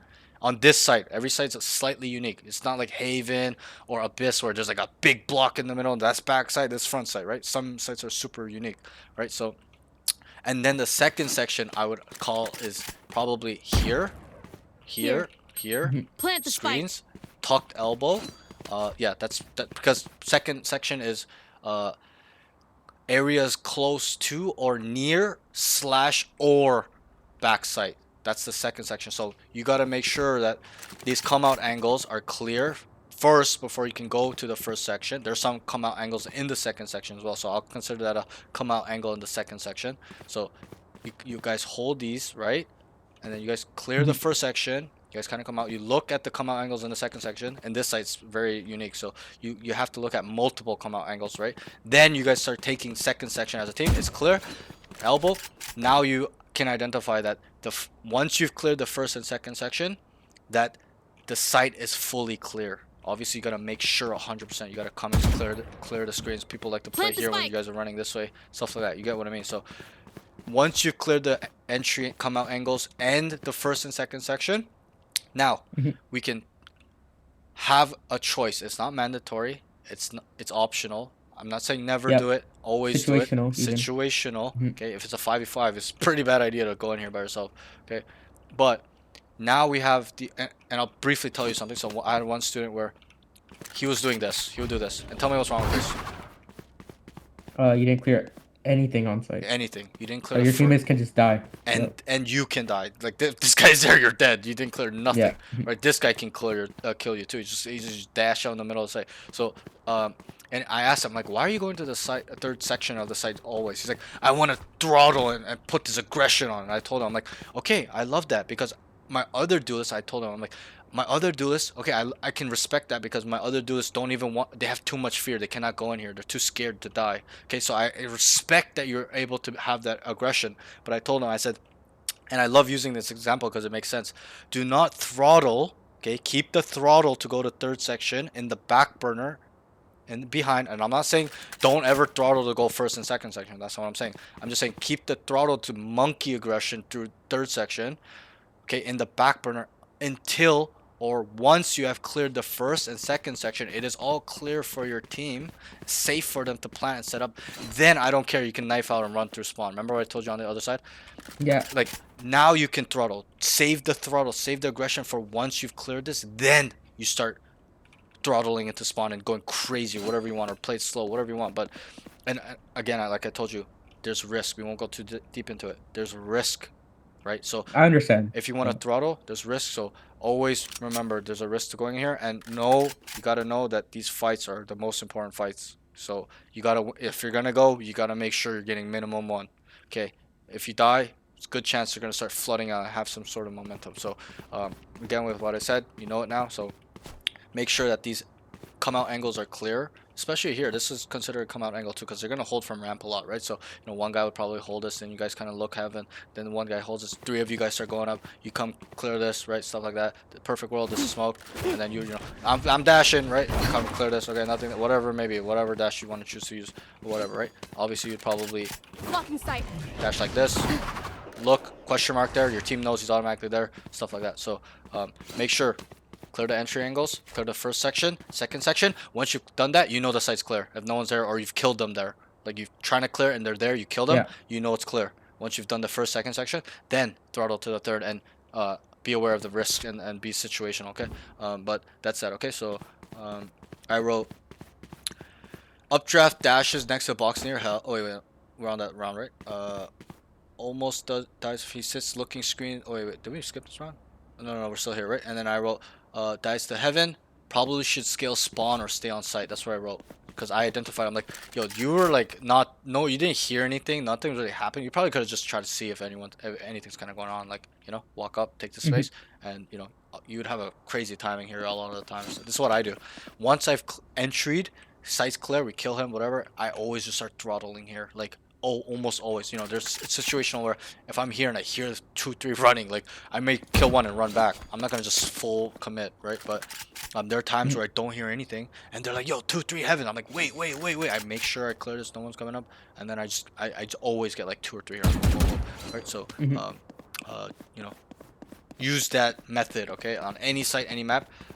If you have trouble identifying where the sections are, I can help you. I'll just draw it out for you, because I've done it on most maps. This map, I didn't do A, I did B for a student, so I could explain it on B, but I never did A, so I might have to think about, but I think that's how it really will be on this map, is anywhere from here is really the first section, and then second section is back side, so anything from here, elbow, and then once that's clear, you have sight, especially when these are all smoked. They're watching this shit, obviously, and then you can go do ramp or whatever, maybe, okay? Or updraft heaven or go to spawn, okay? Let's move on. So round 7, they start 3 mid, 2 B main. They start 3 mid, 2 B main. Him, Cypher, and Raze can jump peek to clear the vice wall heaven and not die. He just ran by, gets flash and dies. So remember this round where they're like, vice wall, vice wall. I tried to dash back, Right. All you have to do is go like this. Right, you know that, I'm sure. That's all you have to do. You don't have, I know you're going for the fancy one. I don't know if you can do that fast enough though. To be honest, I think I got stuck in the wall. So it just opened. Like, maybe if I updrafted. I think it's a little bit with the flash too. You went like this and you got the flash was getting up and you got flashed, so you couldn't really see. But I would have just saw it and just went shoop, and it would have got triggered. I would have came back with my team. We can go A. They think we're B, right? I'm thinking how they're thinking. If this gets triggered, what are their comms when this gets triggered? Vice wall triggered B heaven. Right. You got it. Yo, there's one B heaven, and likely they're gonna expect there's more than one. So obviously once they flash and they clear, they know that you can jump big at the higher levels. They might assume you guys have already left or whatever. I mean, but if I actually did what she did, like baited, and then I floated, like the Vice, she was stuck behind the box, right? Oh, was she behind the box? She might have calmed like Jet. Yeah, she might have calmed like Jet Heaven, and then Yeah. They might. Of course, there's a little overthinking, but Right. like if Because they see the Duelist in B heaven, they're probably gonna come B, you know. Right. But I actually it didn't only know helps. where she was. I just saw you get blinded right here. You just died. So I'm like, oh fuck. Like I don't even know where the hell you died from. I just assumed it was stairs or like rafters or something. But I actually did not know she was behind the block. Here. But yeah, you might be right. If you just go like this, she just whips on you. You know, she tried to kill you or didn't kill you, and you triggered the wall. They might just assume and start running down B from spawn. You guys can hear them here, right? So you guys would just Yeah. have a sick team timing. But that's not a crazy round, you know. We can just correct that small issue. It's a movement issue, really, in my eyes. Just had to just jump it, and that's it. Finish it, and then pull back and play. And you burn one of the most useful pieces of utility for Vice. So you have a lot of value if you can do that often and not die. Okay, let's move on. Round 8. Probably better if they save here. Team buys. He starts solo mid. B main. So here's where you started locking Oh, out. that was. Yeah, I mean that round I didn't look at the minimap, but we usually always default mid, so I just went mid, and then they're like, "Come back B main," and then my raise was like, "Let's go Right. mid," Right. And that's and fine. then One yeah, thing I just noticed is a when mess. you guys press tab, I knew you were tilted off this information, okay? You press tab, you're buying a rifle, and your teams were wanting to save. It looked like they were kind of like half buying, and then they ended up some of them forced with you, I think one or two of them saved. It's in the VOD. I can't remember exactly, but one guy bought a Guardian, and they just following you, right? Because they kind of want to match your economy. But here I kind of knew you're tapped out. You should just call for a save here, in my opinion. Um, Yeah, that way you could get your economy fixed because it wasn't fixed after. It was kind of screwed. Um, yeah, not like behind, as in you guys are always broke, but it just was off. Like some guys were like here and there. Like it's just all over the place. I'd rather yeah. just Just communicate it more, yeah, so just we're at all on the least same. communicate, guys. Let's full buy. Everyone force right now. Okay, if you make the call, they'll listen a lot of times.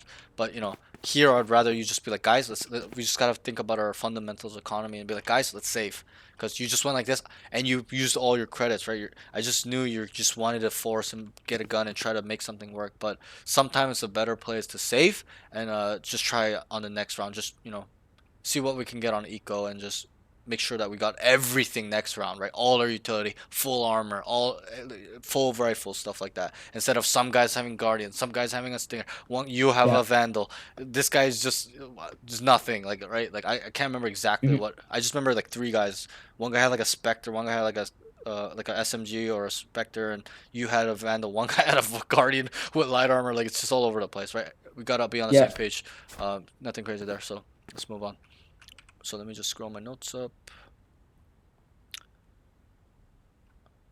Where are we? Round 9. Oh, sorry. Let me continue with this round. So he starts solo mid, four B main. So there's 4 B main. You're solo mid, holding mid smoke. So you're holding the smoke like this. Cypher gets smoked off. I think I meant Cypher smokes it off. I think that's what I meant. And he tries to scale mid-mail and dies. Behind him from the box near the vents, needs to clear all corners. So your Cypher ended up coming with you. Or kind of coming towards you, I think, through market. And you wanted, I think he smoked vents for you, if I'm not mistaken. And then, you wanted to scale. And then, unfortunate, you didn't clear corners. We touched on this a little bit, right? So now we know.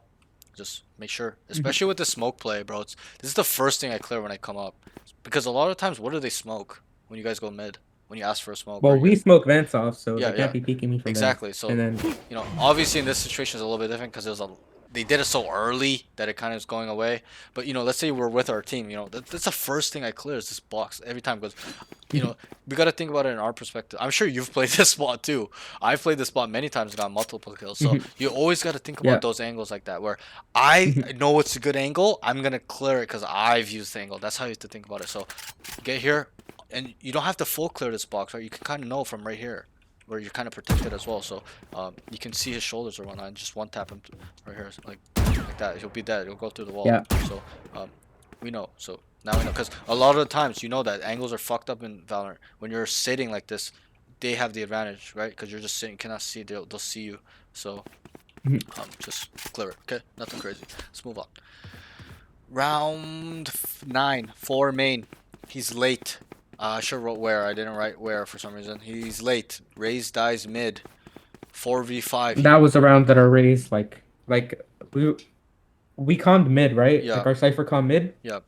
and I went sewers because they calmed mid. Yep. And then they're like, "Oh wait, never mind. Can we do 5-man B?" Yep. And then I was like, "I'm gonna be late because there's like 10 seconds on the Did you? clock." And then I was running through sewers back to B. Oh, okay. I remember. No, no, And no. then No, my no. raise called my fade over No, no, no. I think this is a to different round. No, mid. no, no. This is a different round. This is not that round. This is the round where Raze dies mid. It's 45. You guys were all B. This is what happens, okay? And then the Cypher came out. You came out to help him, and you dashed into the deadlock ult. That's what it was. I wrote, Oh yeah. dashed into That's the round later. I know which round you're talking about. But this is not that round. This is the round where you guys started 4 main. Cypher started going out, so you went with him. You dashed, and then you got unlucky. The deadlock just shot his ult, and you fell into it. Remember? And that was it. I just wrote should have waited a bit. That's all I wrote. Or maybe dash there, or maybe somewhere different, or just chill out. Just because once they kill the guy, your teammate mid, where are they gonna go? Or not? Where are they gonna go? Yeah. But what are they gonna be aware of? Where are they gonna look? Especially when the mid guy kills your raise and has cleared it. B main. Right, they're gonna just start looking towards this area generally. So they were ready for you guys because when they feel that Raze went mid, they kind of had a feeling you guys were B main, so they were ready. The deadlock was ready. So just wait. When it's a 45, just collect your team together. Just relax. Don't just rush because the guy died mid. There's a time and place for that where he solo dies mid, but he sees 3. Okay, then you start going, go, go, go, because they're all mid, right? But you guys really only had info on one guy killing a race, so just slow down. Maybe you can make some noise, and then start sending a lurk over. Tell one guy or 2 guys to leave. Be like, I'm gonna make space, whatever it may be, stuff like that. It's really situational, but you just dashed out immediately, and then they killed you guys all, which was unfortunate. So not a crazy round, nothing too crazy there. It was more about you adding a little bit more patience to your game and calling. Just be patient, tell them, guys, chill, chill, chill. Okay, you can also hear them in heaven as well from here, so you can kind of see if you can hear them. If you hear multiple, it's probably time to leave, especially if they have a deadlock on B. Okay. Round 11, 3 mid, 2 main. Again, I didn't write which side, which is rare. I usually write the site, so I was just too busy. The round was getting hectic and shit like that. So 4v5, 1 dies mid. I don't remember who it was. He's holding vents. They get a kill heaven stairs. So you were guys were going B. So this was 3 main, 2 mid. So I'm pretty sure you raised or somebody died here. You're with him. He's holding vents. You end up holding vents. They get a kill heaven stairs. So I remember your Cypher actually came back to you. I remember this. He had a tendency to do that. He walks downstairs and kind of hesitates, make a decision. And I wrote, make a decision on something, anything. He needs to identify and tell his team to go B with sense of urgency. They call to go A and end up all dying in heaven. Like, I think you guys felt like it was a stacked site. But you know when the Cypher all and you guys were rotating A and they were all B? That's because they're already, you guys let them get their ass in. You guys took too long. Once it's 4v5, you come up here with your Cypher, okay, and you guys kill the guy's stairs, heaven stairs, and it's 4v4, you gotta immediately call, because they were main as well, I'm pretty sure. Oh, no, they came back mid to you, now I remember. They came mid back to you. So this is a little bit of the leadership communication. Once you guys kill this guy, you need to say, yo, B, right now. Just, you don't even need to say it, you just need to scale it by yourself. They'll all start following you when they see you taking the space. Okay, obviously there might be 1 max, 2 max, but I mean, you killed 1 stairs, and I'm pretty sure you guys killed 1 more, but you guys need to just immediately start going to B, in my opinion. That's what I kind of had. Was that the round where you guys I killed the guy in vents? I dashed across for the gun, and then we ended A, and I killed the guy holding me with an outlaw. A round? Nope, that's the next round. I see right here. That's round 12. Starts mid solo, kills guys vents, male, and dashes into vents. Goes to A heaven. That's round 12. Round 11, you'll see it in the VOD where you were with the Raze, right? He dies. Okay, you came up here, and then the Cypher comes. You guys come up here, and then you guys got a kill. I don't remember who. You guys got a kill. It's 4v4, and then your team was main, and they came back to you guys, and you guys got stuck here. You hesitated to go spawn. You're like, you kind of walked up, and then you came back. And then you guys started getting murdered here in this area. You guys, or not murdered here, Oh, but I called my team to go back A. yeah. And I think that's a bad call, in my opinion. You just go B. Tell them go B, and then you take this timing because you took it, right? You took the timing, but you gave it up. you had to play, and then you gave it up for some whatever reason, fear or whatever it is. I'm not sure. You heard them 3 people running. I didn't hear that though. So, you guys got up to here, and then you just gave this crazy timing. You could have just walked all the way down and just kind of see no one's there. Okay, come over here, stuff, and just wrap the guy B, because then they would be Yeah. exploding through heaven. You can kill the guys fighting heaven. You have a sick ass timing. Then you can come back spawn in a 4v2 and then try to make another play and make it a 4v1, stuff like that. So it's more about the hesitation and the call. You gotta identify that B was kind of weak once you kill the guy on tower, and heaven, in my opinion. Just and I wouldn't let them come back. I'd be like, stay main, bro. Me and Cypher's got mid. Don't worry, okay? Because then you guys can split B. But it ended up not being able to be a split because they came back to you guys. If I remember correctly, I could be wrong, but I I'm think pretty sure the Jet was opting on site. I see, Jet? I see, I see, I see. But still, like that. If anything, that makes it easier to take the site because he's really only gonna be able to kill one guy's when he's repositioning, right? Take one kill, fall back, and you guys are gonna be flooding out, right? The Phoenix ended up being here. Remember the Cypher ulted?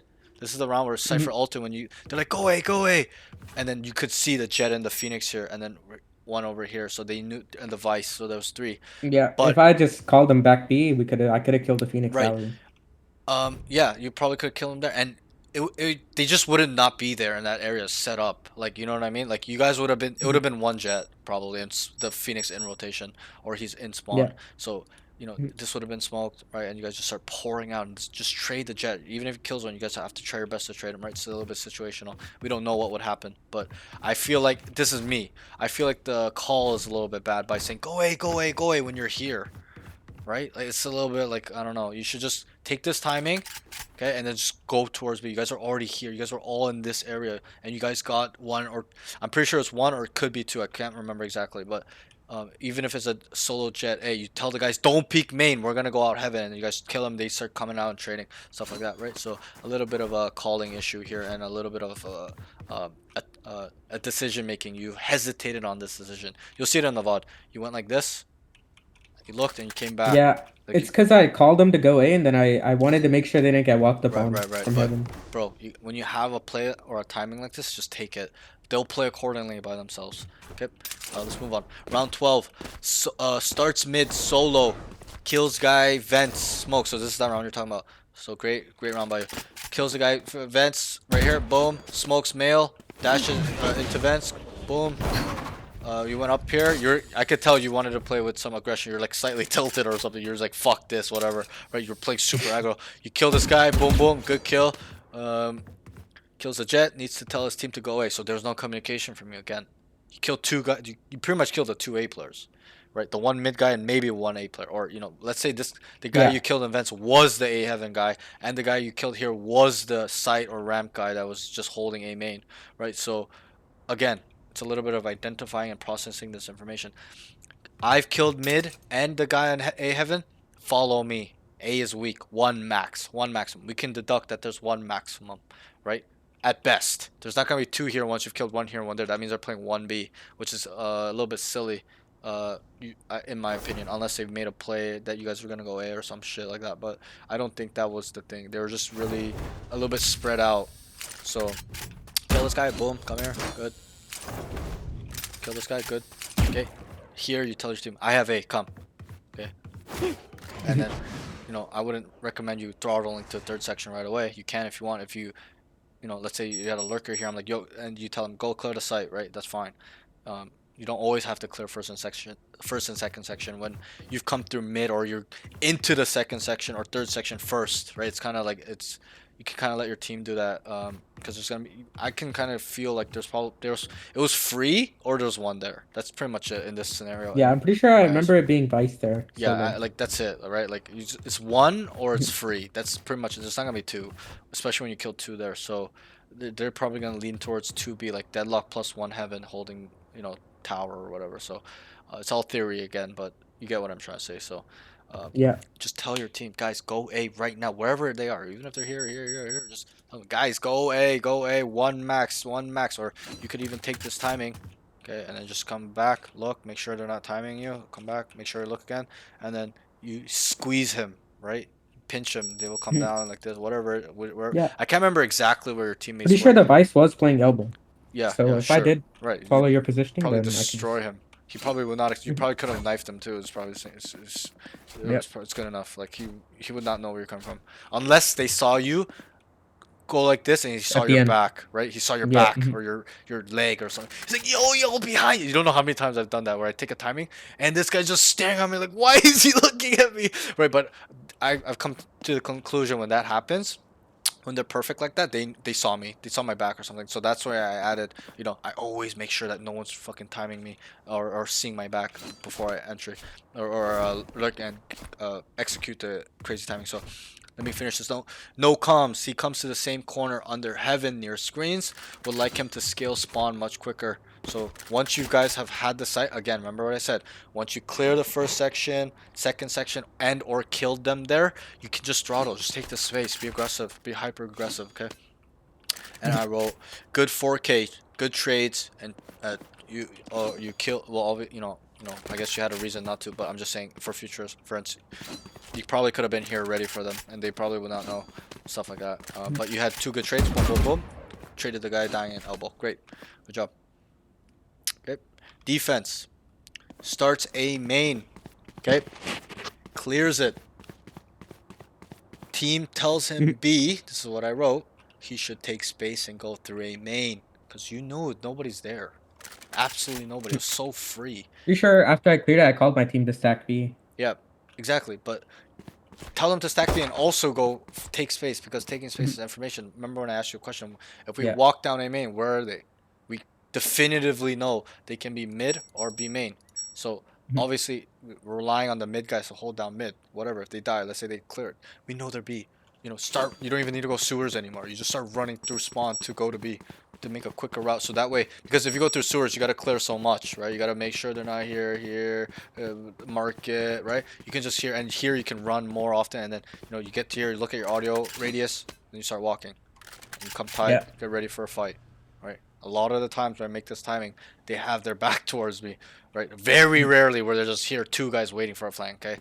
Unless my team did a good job, they installed them. They could not go in. There's a lot of times they'll be like this ready, just in case they're thinking somebody walked down mid, right? So in those instances where they're not out, you gotta be patient. You gotta wait. Yeah, just wait until they start coming out. Then you go, because the point of a flank isn't to take contact first. It's to make sure that they don't know you're there, because the timing is so crazy. You're behind them, right? So you gotta make sure that they don't know. So you gotta play it a little bit patient. I had a bad habit of always committing at one point in my career, like always committing just to get 1, but that's not good enough. You'll lose the round sometimes. You need to make sure you're getting 2 minimum on flanks to really pull the weight. Because if you get 1 and get traded, it's an even game. That flank is useless. You might as well just had trade him through heaven or whatever. You get what my point is. So just make sure you're getting 2 minimum or coming big. You need to come really, really big on these flanks to really win the round. Or just like create pressure too, right? Right. Like if let's your say team's fighting them, let's say they did hear you and he starts shooting. You're like, oh fuck, he's there. You start making noise, right? And then you can also come back to your team. What do you think they're gonna do when they identified you're here? What are they gonna say? Probably gonna cancel or speed up on site. Maybe not cancel, but what will like some of the teammates say if they see you One here? flanking? Exactly. Like they're gonna come back and look for you, and then they are not sure if you're still there until they full clear it. So that's why you reposition with your team, and then you guys start taking. You're gonna catch one guy with his pants down, just holding this forever, or whatever. He's walked back out. He's in a bad position now, stuff like that. So it's a little bit of playing with their minds, as in creating uncertainty in their minds. Oh, Jet's here. Fuck, he can peek at any moment. He can lurk. He's probably waiting here. Yo, guys, he's here. But you're already tower. You're already heaven, right? Yeah. It's a little bit of a giga-braining them, a meta game, right? Because you know that it's not going to work. If they know you're here, you're not going to run into 3 people. Doesn't make sense. Just leave. There's a lot of times where I've flanked 5 times in a row because I got away with it, and then there's a chamber trip.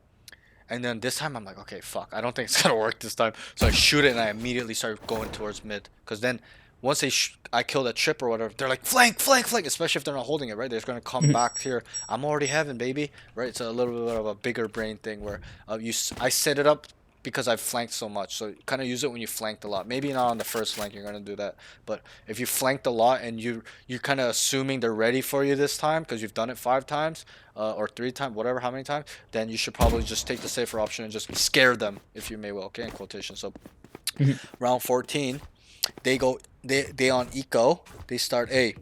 Cues his dash. A bit too early. Gets a kill. Good kill on Jet main.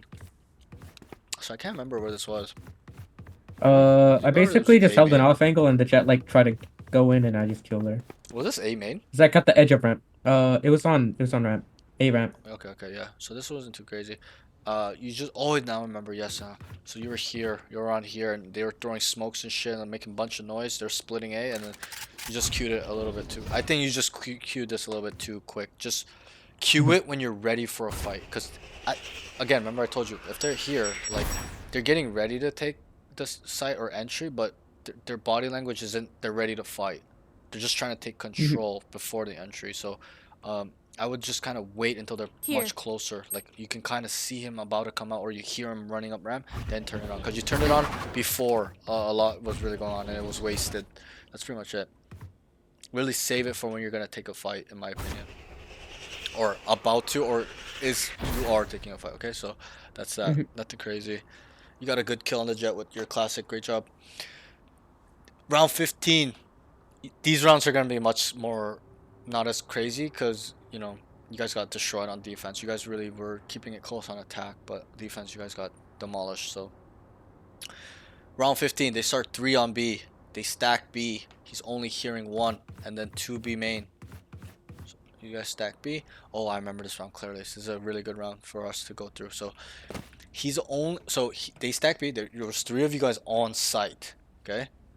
He's only hearing 1 and then 2 B main.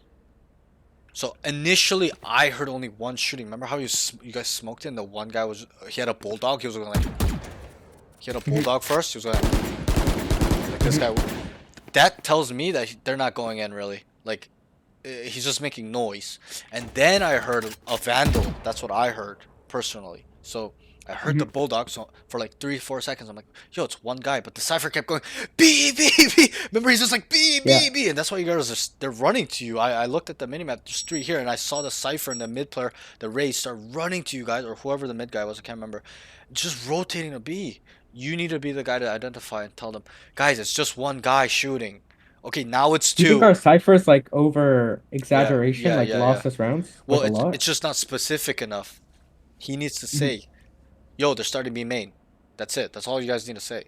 Yo, I hear some B main. But he's just going, B, it's B, it's B. So it's throwing all of you guys out. It's confusing the fuck out of everybody, which is really bad. It's terrible comms by him. But you need to readjust and say, reconfirm what you... Nope, no, it's not. Stay mid and stay A, guys. They're not even out. That's what you need to say. That's what I would have said. If this is smoke and they're not out executing, throwing flashes, a dart, a drone, smokes are going down. Okay, and one guy's just doing this, bro. It's the most obvious noise-making thing. He's just like, what does this accomplish? There's nothing. So you gotta identify this and be like, guys, it's just one guy shooting. You hear it's a bulldog, and then you hear the vandal. Guys, there's 2 B main. That's all you have to say. They're not out. They're not out. So you saying they're not out a lot of the times will cancel rotations, right? They're not in. They're not in. You probably hear that. You ask your team, are they out? Are they out? And your team's on the side. They're like, no, no, no. Then you start running back, hey, just to watch the lurks, right? You've probably been in those situations. So that communication will help them understand that they're not out. They need to go watch back mid and A main. So tell them, not out, not out, not out, not out. Okay? Only 2 B main. Only 2 B main. Okay? And I would like you to come here when it's smoke and watch the smoke and spam it. Okay? I think a lot of people get scared even when it's spam. When they hear multiple people, it's smoked for a reason, so you can watch it. So start spamming the shit out of the shit. Okay? Just to deter them from coming in. So it's like warning shots. Like, don't come here. That's kind of what you're saying. It's like a mental game, right? In terms of, because you guys can't see each other at this level. Not much looking at each other, because everyone knows how good people's aim are. You can instantly die. So it's more about the mental game of, guys, like, hey, don't come in, don't fuck with me, I'm here, right? And then you come back when the smoke dissipates, get ready, whatever it is, okay? But I think your first mistake is, whether you knew or not, you showed me that you didn't know by not commenting it. You need to tell me, or tell your team, 1 bulldog, it's 1 guy. Okay, now it's a vandal. Stay on A, stay on mid. They're not in, guys. We have 3 on B already. What the hell? Why do we need 5, right? That's kind of how I would communicate. Why do we need 5 on B? Stay mid, stay A. Because I'm so aware of the minimap where even when I'm here waiting, I'll look to see their rotation. So, yo, stay mid, stay mid. They're not in, they're not in. And a lot of times I catch them where they're rotating. I'm like, no, no, stay. Right? I'm just that type of awareness. I'm not saying I'm pro awareness, but I'm really good at keeping eye at on what my team is doing, and that's that. So Yeah. I wrote. Where are we? They stack B. He's only hearing one. 2B main. He needs to tell his team they aren't in and nothing is happening, or tell them default, because then you guys ended up hearing one mid. He Yeah. rotates A, peeks green and dies. So then this is why this, this we gotta identify that they weren't coming in. So right. So you're gonna kind of have to tell your team, yo, like Yeah. stay back A. They were not on A for some fucking reason, and they took A for free, or they kind of It's cause the Cypher missed calm that they smoked A. Yeah, And then yeah. our Raze was caught off guard, and then he got peeked, and he Right, right. died and gave him up. Right. Then their Jet was Yeah, opting like and holding me, so. it's a little bit of everybody, right? Like if you just stopped everyone and said, "Chill, anchor A, bro, Cypher, stay. Why are you running off?" And then you tell the guy mid, "Watch mid, watch mid. If you leave mid, we're fucked," right? If you took that initiative, I think you guys would have won this round. But it's just everybody is just making it so bad. The Cypher especially, that guy was just Bro, the Cypher, bro. bro. Like, He kept going, "It's guy had A." smokes A, bro. He kept going, Like- "It's A, it's A, it's A," and then you guys are all A. There's nobody A. And like, bro, like on the prior rounds or whatever, you guys were entering or whatever. Like his comms were just terrible and just panicking. He's panicking because he cannot identify what's going on. He's a little bit of a lower level thinker, as in first contact, like, oh, they're coming in, they're coming in, right? That's higher level thinkers Yeah. will apply the concepts immediately. Okay, and with the information, yo, 2B main, how many are mid? One mid, and you ask the A guy, what do you hear on A? Nothing's there. Okay, probably could be default, right? For example, if I go, yo, 2B main, and then I go, what's mid? And the mid guy goes, 3 mid. What is that? Like a B split. Exactly. See, you're smart. You can identify this. I know you know, but now we need to use these concepts, right? For example, again, 3 main, and then you're like 1 main, and then you hear the Cypher put his camera up. You know it's him. What is that? Yep. It's the lurker, the restaurant. Exactly. So you tell your team, lurker on B, lurker B main. Guys, watch your A or mid. And then you ask the mid guy, what do you see on mid? He's like, nothing. Boom, we automatically know they're all A main without doing anything. It's just these small informations add up and really, really help us map hack. So you get the way I think, right? Yeah. It's really important to not only know who's there and how many, and being specific and making sure your team understands and picking up things that they're trying to leave. You gotta tell them, yo, stay mid, yo, I got it, don't come back, don't come to me, there's nothing coming out. Okay, you gotta also know who is there. Obviously there are times you cannot when it's smoke, stuff like that, but still, at those times you use the gun sounds to see how many, right? I heard the bulldog, and then I hear a vandal. That's 2 people. It cannot be 1 person, right? So then you go 2B main, right? Stuff like that. Okay, 1 mid. Okay, guys, default. Watch your A lurk. Stuff like that. They're just making noise. You gotta also describe what he's doing. Yo, he's just shooting, making noise, bro. I don't think they're coming in, right? Just talking possibilities. I don't think he's gonna come, guys. Just watch everything else. I'll stay B, whatever the situation is. It's all situational, but you kind of get my point, right? So that's that. Yeah. And I'm hoping I can open your thought Yeah, I process see, a little I bit see. more Yeah. in explaining it like this. Obviously, it's situational. I cannot be specific and tell you, yo, when you see 3 main or 4, it's automatic B split, because it's not gonna be all the time, right? Rounds change so drastically depending on what the Yeah. info they get, what you're telling them, the kills they get, the kills you get, stuff like that. When they've identified you're all B, and you hear them rotating off, or they've cut noise for 20 seconds, you just know they're going A. You just gotta assume they're going A, or it's a rehit. Those are really the 2 only options, especially when rounds are winding down in time. There's 30 seconds left. You can use time a lot too. Beginning of the round, okay, you should really be more disciplined, as in just waiting to gather information, and then they start B main, they cut noise, it's still 50 seconds left. Just wait, guys, just chill, whatever, nothing's happening, just try to somebody take space, right? And then once it gets down to the wire, it's so easy to know what the fuck's gonna happen. If there's 30 seconds left and the guy mid's telling you there's 3 main or market, like, you kind of know they're gonna go B. There's no really time for them to go through here unless it's like a last split decision to be made. Yeah. Yeah. So another trick I do is, as well, is when there's a lot on my side, I tell the opposite side, the guy on the opposite side, to go take the space. When I'm like, yo, 3-4 here, go take space mid and A main, because likely they're only gonna be in a 1v1 at max. Sometimes a 1v2, which is quite rare, but they're not gonna be able to control the whole map when there's 3 to 4 on B main, right? They can only really control this, so that's why get creative. You start A, you hear a lot A, tell the guys B, or the guy mid, yo, I hear 4 A main, can somebody go take space and come down sewer? whatever it is, because that way, let's say you guys do end up holding them off, they cannot come in. This mid space is gonna be crucial because he's gonna hear rotations, he's gonna hear them running, he's gonna see them walking, he's gonna see them running back, right? And then he can relay that information back to you guys, stuff like that. So that's another trick you can really use. Okay. So the next thing is, so let me just continue with this round. I think I didn't finish it. He needs to tell his team they aren't in and nothing is happening, or tell them default. So yeah, so then you ended up, and you know the comms were just all over the place, and then you had a feeling they were going A at this point. They weren't going in B. There's a bunch of shit going on mid. Like somebody died, your teammate died, they traded. I can't remember exactly what happened, and then you just peek like this, and there's 3 people ready, right? So again, like the Cypher, me when I play Cypher, I just perma stay on site. I don't even rotate. What's the point of rotating until my team starts telling me they're coming in? That's the only time I'm rotating, and then I'll like pick up the mid as well as I'm rotating, just in case there's a late lurk, right? Stuff like that, but. That's just a different story, but this Cypher is just all over the place, bro.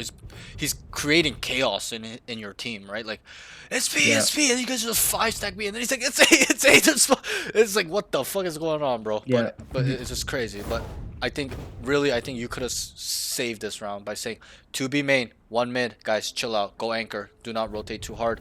Whatever, take space, or you try to kind of clear B main, retake the space. B's clear, guys. Only mid and A. They're going A. Now you can dissect that they're going A. Okay, let's move on. Yeah. Round 17 starts A with op. He clears A main and told B. He rotates. So this round is nothing. So you started A with, you know, you're anchoring, solo anchoring with the op. Great, I love it. On ramp. And then your teammate tells you B. You're rotating, and your whole team killed them. So nothing there. There's really nothing there. Nothing you can do. They just completely destroyed the enemy team, so whatever. Round 18 needs to make sure the team has all points covered much faster. They keep leaving spaces open. He starts A. They told him to anchor A with op. Everyone starts dying mid and B. Needs to identify they aren't coming out A without comms. So let's just start at the midway, or the first point. So when I looked at the mini map, these guys were all over the fucking place. You were holding A, great, but these guys, once they saw B, even the mid guy just started rotating right away. You gotta tell them, yo, stay mid, bros, chill. They have it, right? Because it makes sense. They're not really out yet. Once they start coming out and fighting, different story. But you need to be the one to kind of micromanage them in terms of position, because this is a key position. Because think about it, you're holding this, right? Let's say you're holding this, and the guy leaves, and the lurk comes here.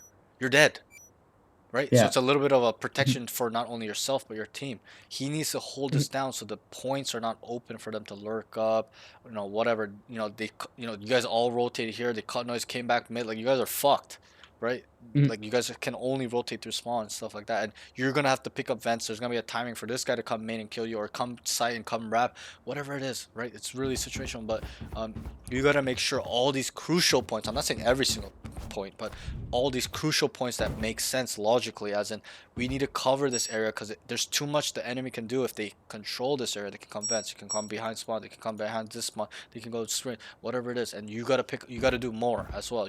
Imagine if the guy left and they're like, yo, mid's open, and it's been 20 seconds.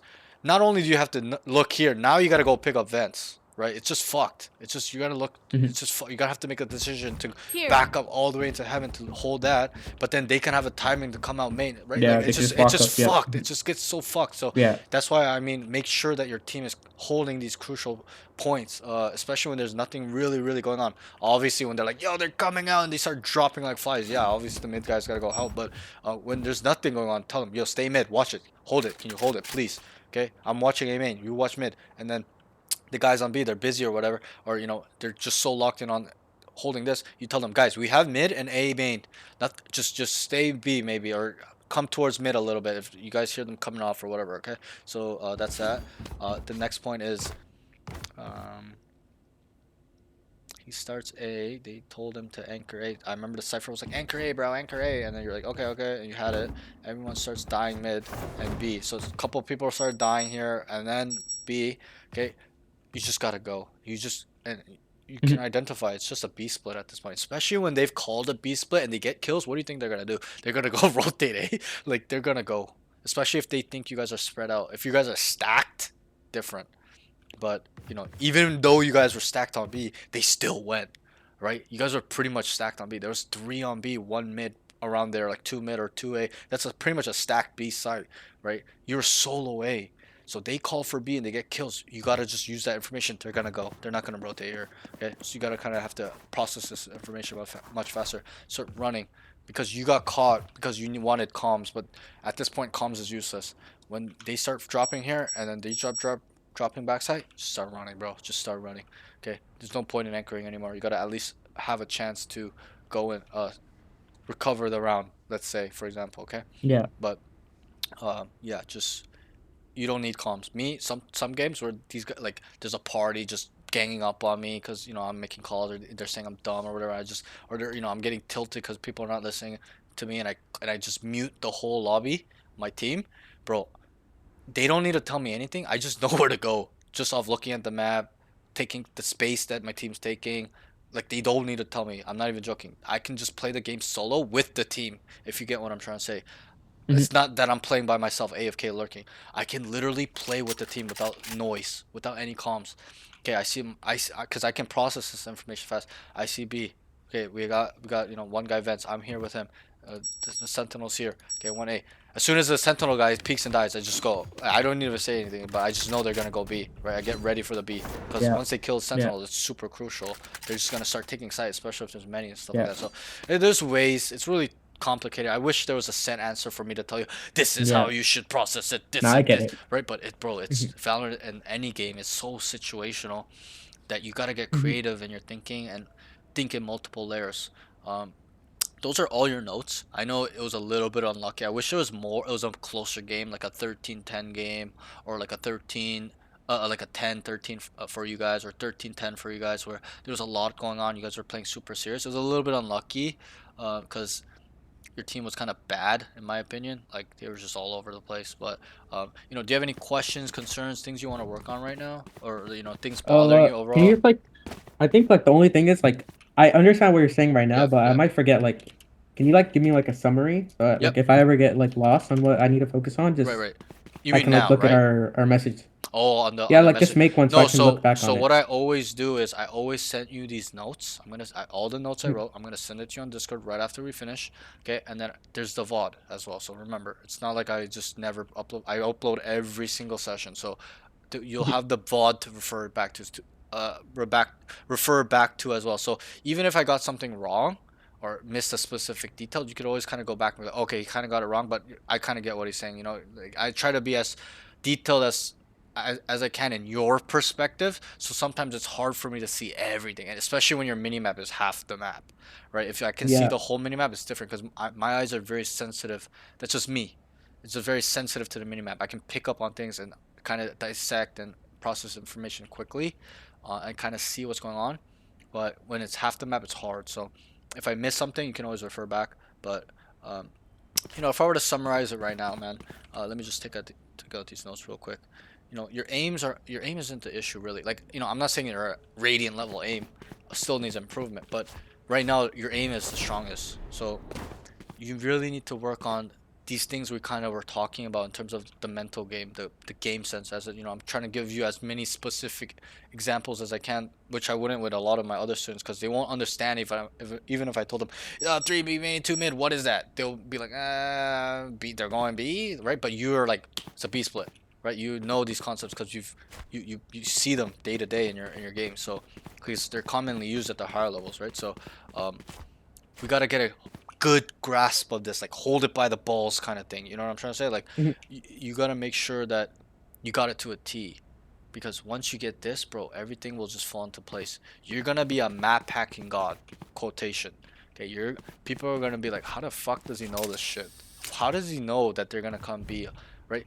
But it's just collecting these small pieces of information and storing it in your brain later, right? It's just really, really opening up your mind and being creative and stuff like that, where you're not just looking for a fight, or I like their Cypher, he's Immortal and he's like, oh, they're all B. Like, anyone can identify that they weren't coming in, like me especially. I'm like, it's a Bulldog guy just shooting back here, and then I hear a Vandal. There's no smokes going down, there's no utility, no dog, no nothing. They're not even up close. They're deep main. I can hear that they're deep main.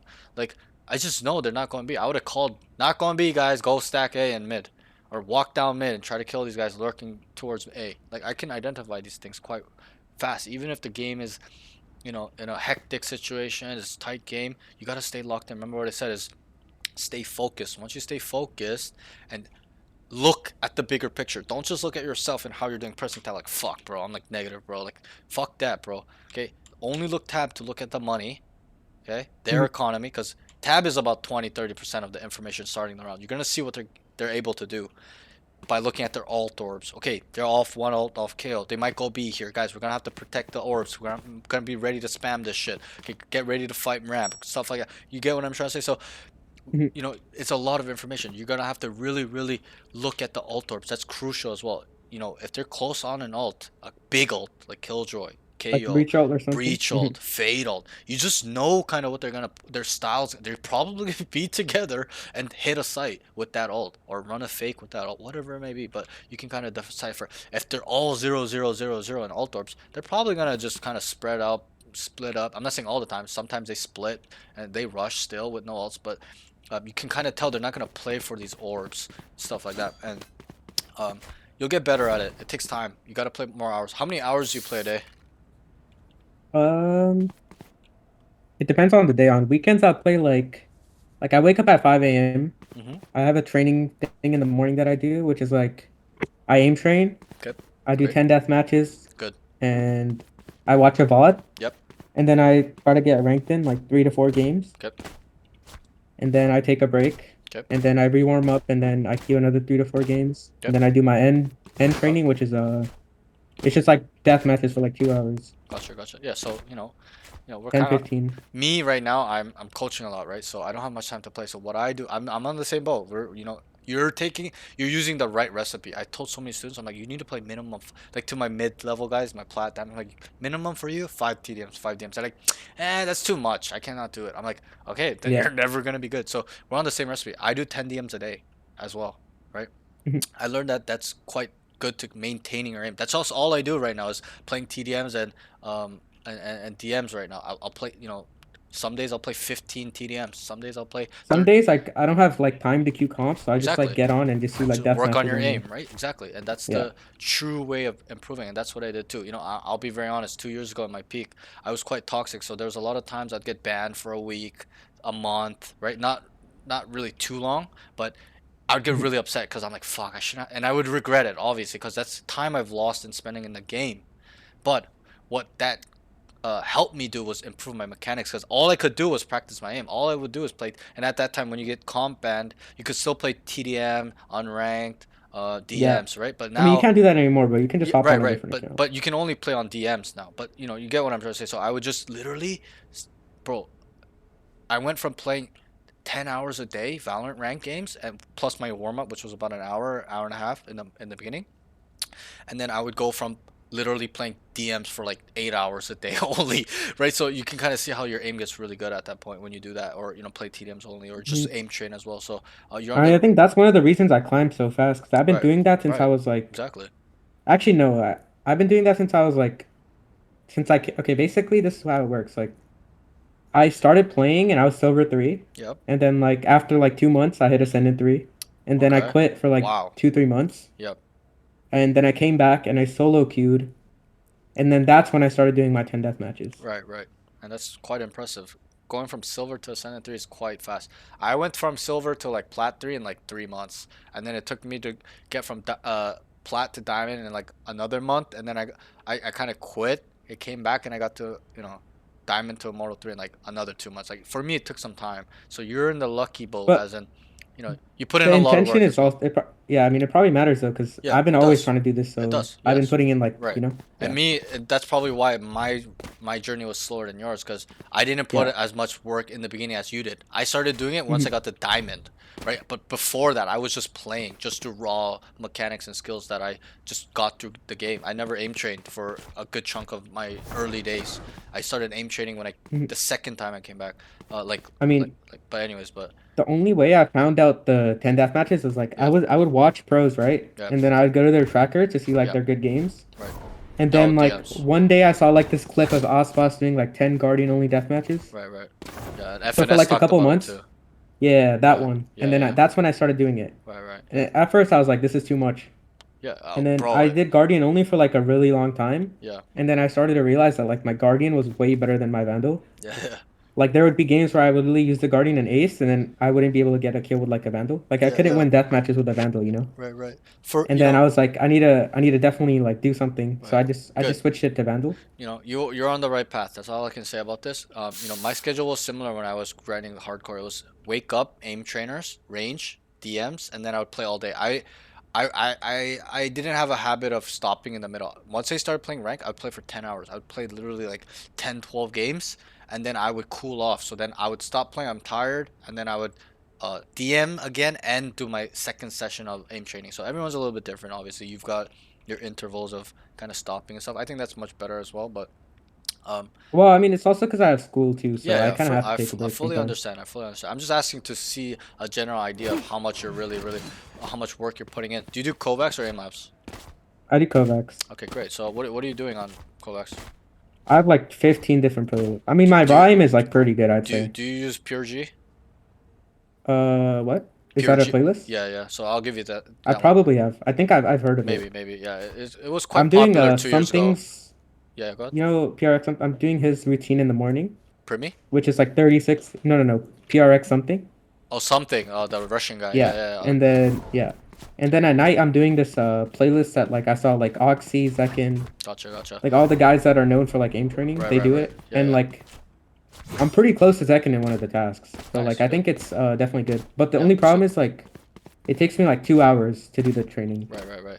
I'll give you my playlist that the second time I got to Immortal 3 when it came back, where I had to relearn everything. I'll give you that playlist that I learned.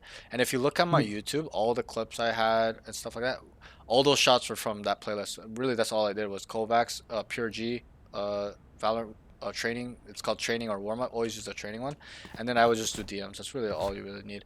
And remember, just because you're good in aim trainers does not mean it's gonna transfer over into Valorant. Yeah, So don't I think of focus it too like much. raw and applied aim, which is like Right.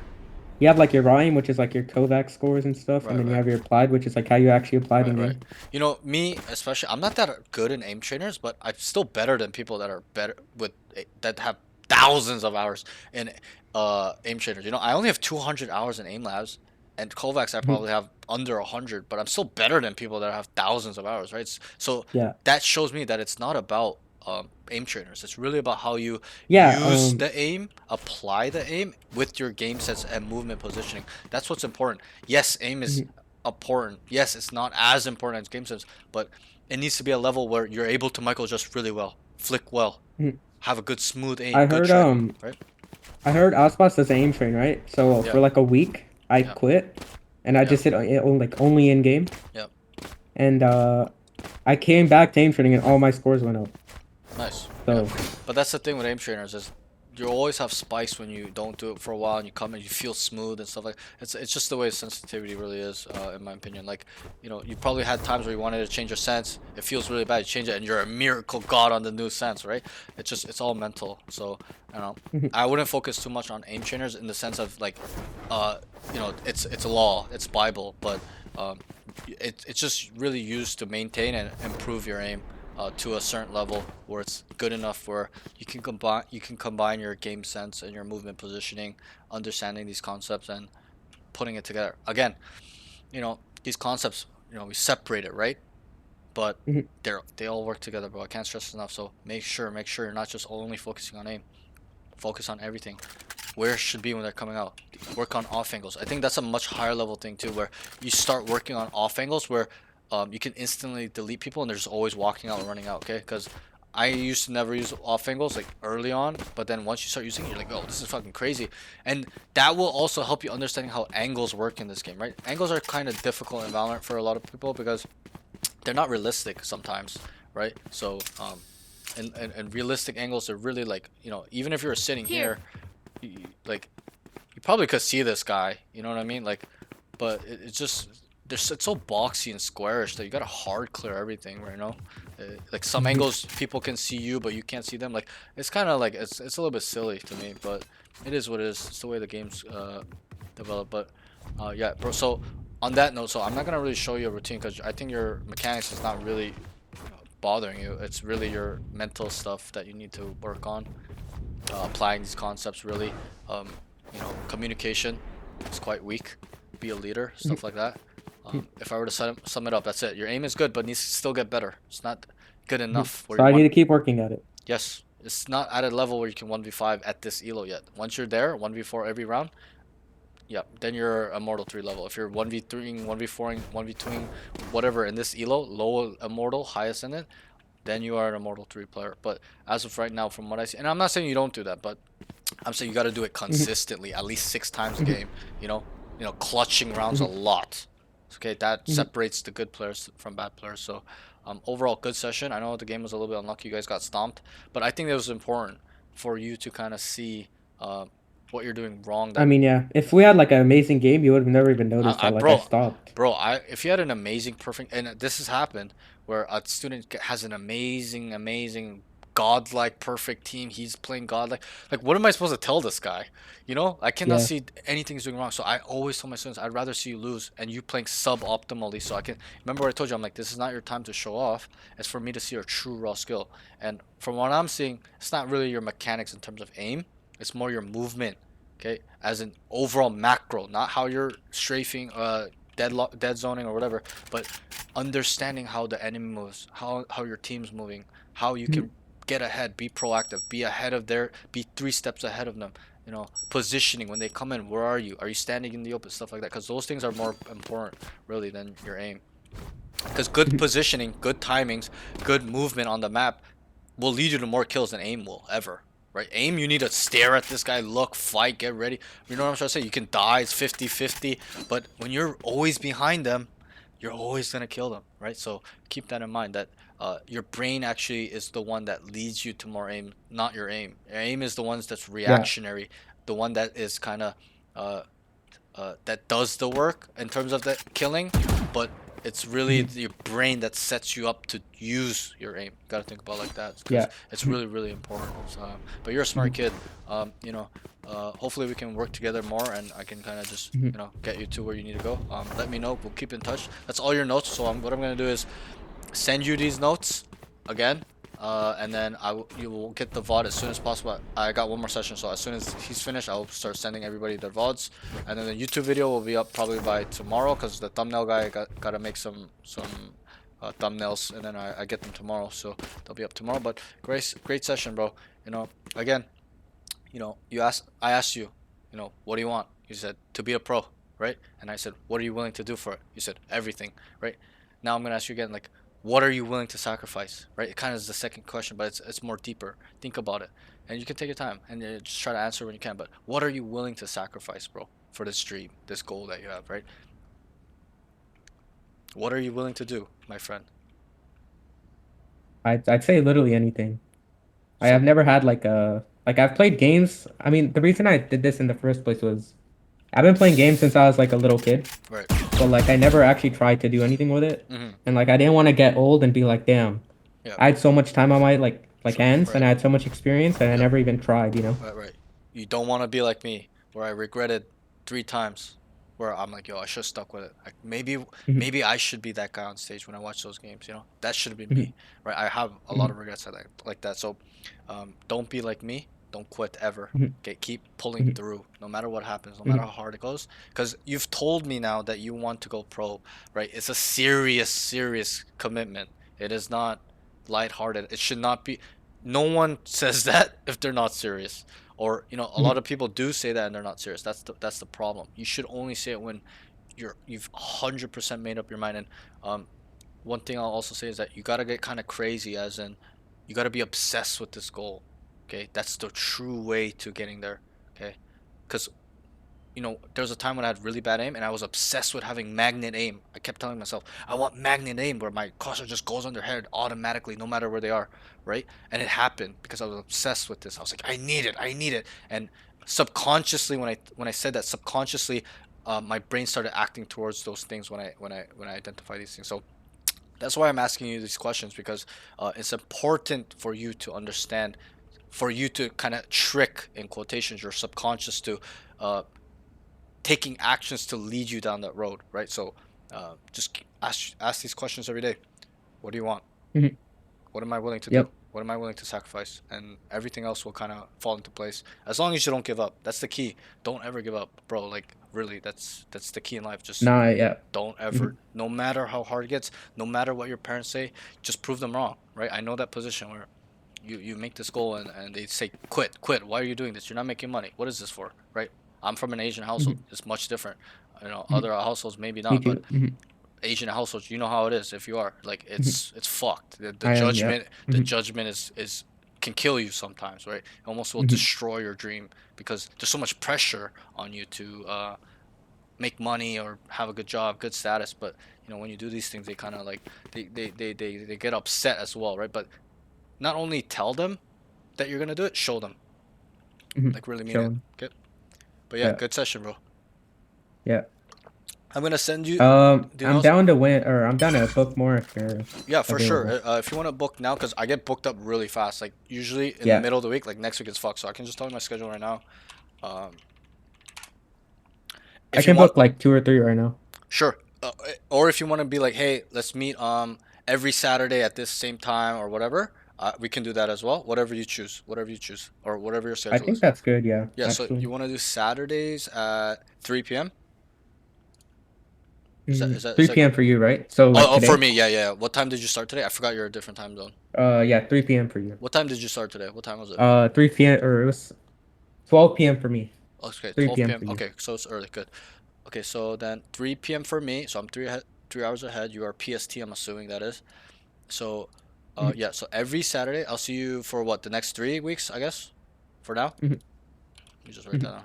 I'll try to get the money to you by Yeah. like Oh, you don't have to pay the right now. next. So just Yeah. what I do with my students that are consistent with me, you can pay any time before the session. So I don't want the payment of 3 sessions. Just pay me 1 session. We'll do it, and then the next Mhm. week pay me again. So that way you have some room to. I understand. Everyone's got life and stuff. You gotta kind of work or whatever. So let Mhm. me just write down. So I'll write you down for the next 3 weeks. Don't have to pay. You're booked in. I trust you. It's all good. Not a big deal. Um, Mhm. and then yeah, we'll go from there. And also, one thing I don't know if you saw the announcements. One thing I do for my consistent students, I have about 4 now that come once a week minimum. Mhm. I make them a what am I trying to say? A personalized training schedule. So you're gonna be a little bit different because you have so much free time. You're a kid, right? Some of my other guys Mhm. I've worked and stuff. They're mid 20s, mid early 20s. So it's different. But so tell me your schedule, okay? And Okay. and tell me also what you want. As in, you can choose a 2 day schedule, 3 day, 4 day, 5 day, 7 day, every day or 5 day. I would suggest the 5 day, so that way you can have like a 2 day break, just chill out. Oh, I don't want to break. Okay, No, no, then no. but remember, like what I'm gonna help you do is it's gonna be really intense. So 7 days might be too much as well. And what I can do with you as well is because you're kind of full time on playing is that we'll incorporate your own schedule as well in the time slots or whatever, however I feel Mhm. appropriate.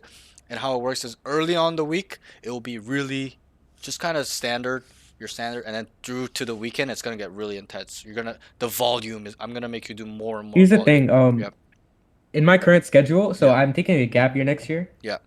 So I'll work like 4 hours a day, maybe for Okay. like 5 days a week. Yep. And right now, I have 2 study blocks. So I basically go to school for like 4 hours a day. Okay. So I can literally just like we could keep the same schedule, and I could just replace my school with work, you know.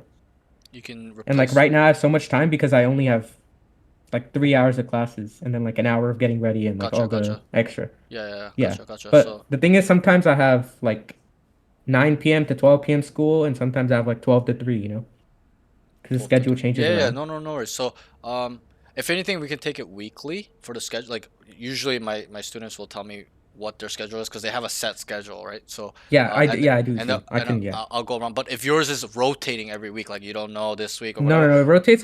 It rotates every day. So like Monday is like every day. A B C D, and Okay. then it's Okay. like the next day is like C D A B. You know. Okay. Gotcha. Gotcha. Okay. Okay. Okay. But the So that's days gonna are always be. the same. The only day that like rotates every week is the Wednesday. So Like it's a changes little around. bit tricky. Then we might have Yeah. to. If We'll I figure it explain out. it, it'll make a Yeah, yeah, lot more we'll sense. figure it out. But so for now, just try to tell me Mhm. your general schedule, as in from So Monday. Well, no, no, not to me, but type it to me so I can remember it and just okay, type it to me. okay, Like make sure okay, it's detailed, be as specific as possible. Mhm. This week, Monday is gonna be. I'm not available from this time to this time. Okay, just for the Mhm. week. We'll go by weekly. That way it's easier for you. Okay. Yeah. Does that make sense? Okay. Okay, and then Yeah.